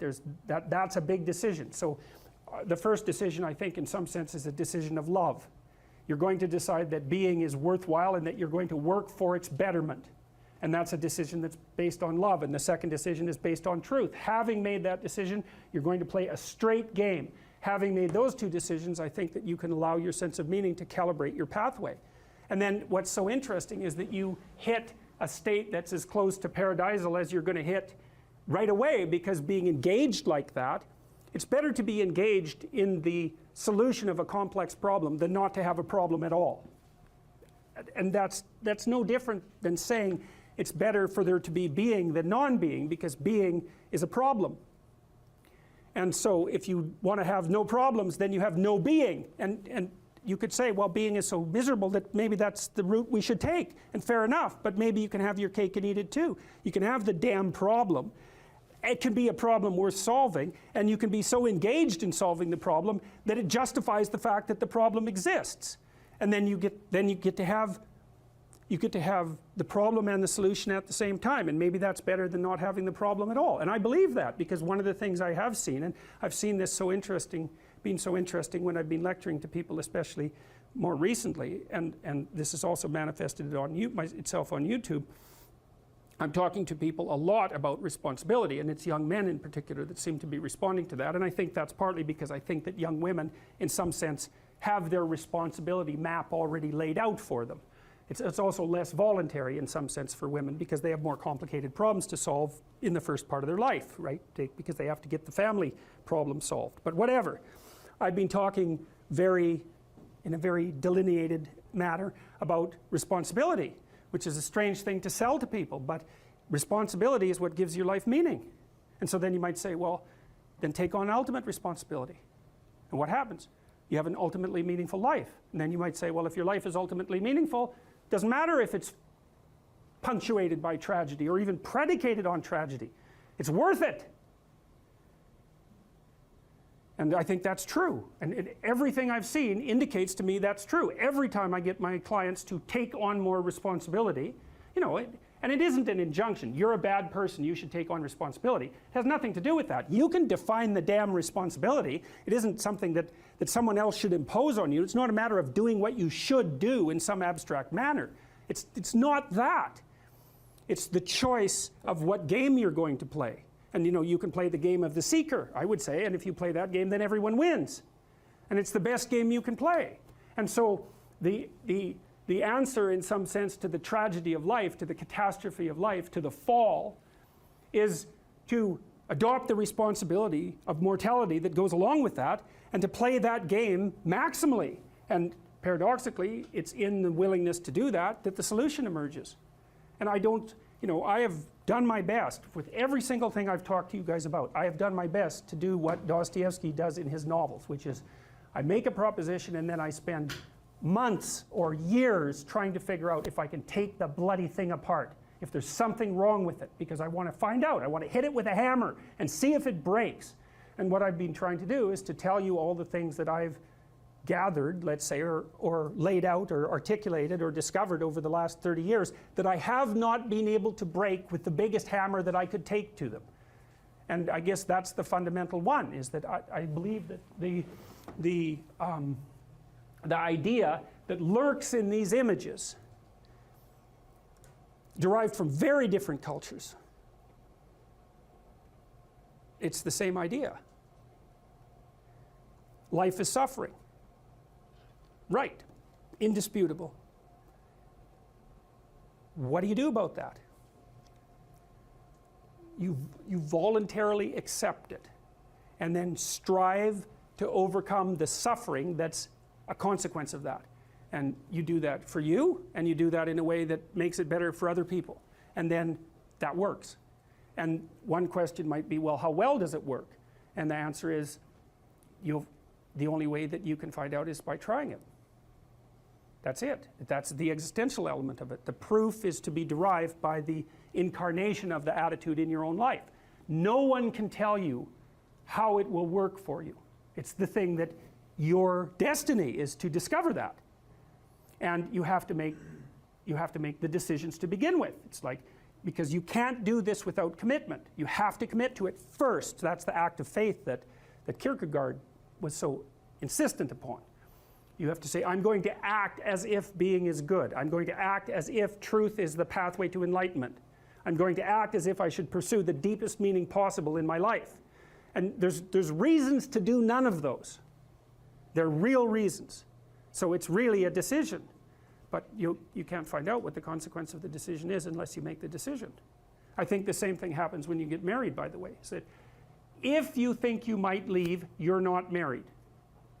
And then you think, well, the marriage didn't succeed. It's like, well, maybe you were never married. Because the rule is, you don't get to leave. And there's a reason for that rule. Now, I'm not saying that there aren't situations where there should be exceptions made for that. That's not the point. The point is that there's some games you don't get to play unless you're all in. And the other thing that's so interesting about being alive is that you're all in. No matter what you do, you're all in. This is going to kill you. So I think you might as well play the most magnificent game you can while you're waiting. Because do you have anything better to do? Really? Why not pick the best thing possible that you could do? Why not do that? Maybe you could justify your wretched existence to yourself that way. I think you could. That's what it looks like. You know, people find such meaning in the responsibilities they adopt. It stops making them ask questions about what life is for. If you have a newborn child, for example, like unless you're really in a bad way, psychotically depressed, or maybe your personality really needs some retooling, you stop thinking about anything but ensuring that that baby is doing well. And if someone comes along and asks you an existential question about your commitment to that, the right response is, why are you asking me such stupid questions when this is manifesting itself right in front of your eyes? Like, how blind can you be? That isn't a time for questions about the meaning of life. The answer is right in front of you. And if you can't see it, it's not because life has no meaning, it's because you're blind. I mean, that's what the image of the Virgin Mother and the child is all about. It's like, what's the answer to the meaning of life? Here's an answer. It's like, well, I'm going to criticize that. Well, go right ahead. You know, it's like what you're like a what do you call that? A termite gnawing on a temple. There's no utility in that sort of criticism. It's blindness. And it's the same thing with regards to the path of the hero. It's like it glistens in front of you and you can criticize it. It's like, fine. Put the cart before the horse and see how far you get. So I thought, to bring full closure to the class, I was trying to solve this terrible puzzle that confronted me and many other people about how it was that human beings got themselves in such a tangle about what they believed. Such a tangle that we were pointing the ultimate weapons of destruction at one another, which, by the way, we are still doing. And I thought, okay, well, I understand that. We need our belief systems. They orient us. And that means there will be conflict between belief systems, and that can be a catastrophe. And that's being played out everywhere, again, in very many ways. What's the solution to that? Well, one possibility is there's no solution. It's just mayhem all the way around. Could be the case. But it seemed to me, as I delved into it, that the proper solution to that was to live properly as an individual, because you're more powerful than you think. Way more powerful than you think. I mean, God only knows what you are in the final analysis. You're blind to your own weaknesses, but you're also blind to your own strengths. And so then I think, well, if you got your act together, it'd be better for you, and instantly it would be better for your family, assuming they wanted you to get your act together, and not everyone does, and then it would be better for the community. It's like, how far could you take that? If you stopped wasting time, and if you stopped lying, and if you oriented yourself to the highest possible good that you could conceive of, and you committed to that, how much good could you do? Well, I would say, why don't you find out? So that's what I think you should do.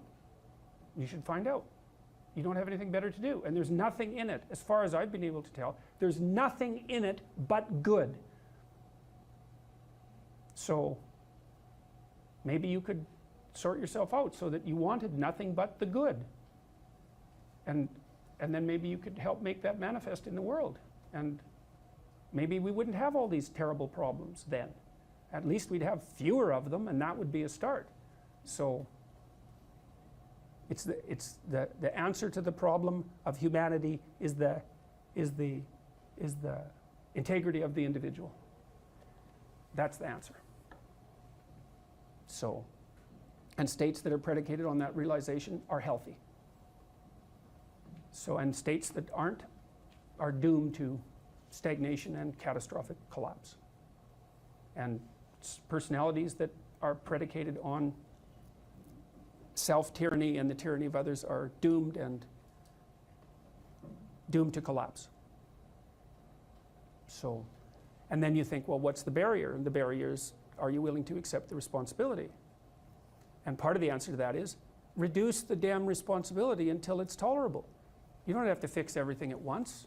You could just start by fixing the things that you could fix. Or you could even do it more. You could do it with even less self-sacrifice. You could start by fixing only the things that you want to fix. God, you can get a massive way that way. So do it. See what happens. That's what you should have been taught in university right from the beginning. It's like, aim at the highest good. Tool yourself into something that can attain it. And go out there and manifest it in the world. And everything that comes your way will be a blessing. And so all you have to do is give up your resentment and your hatred. I know that's a hard thing to give up because you have plenty of reason for it.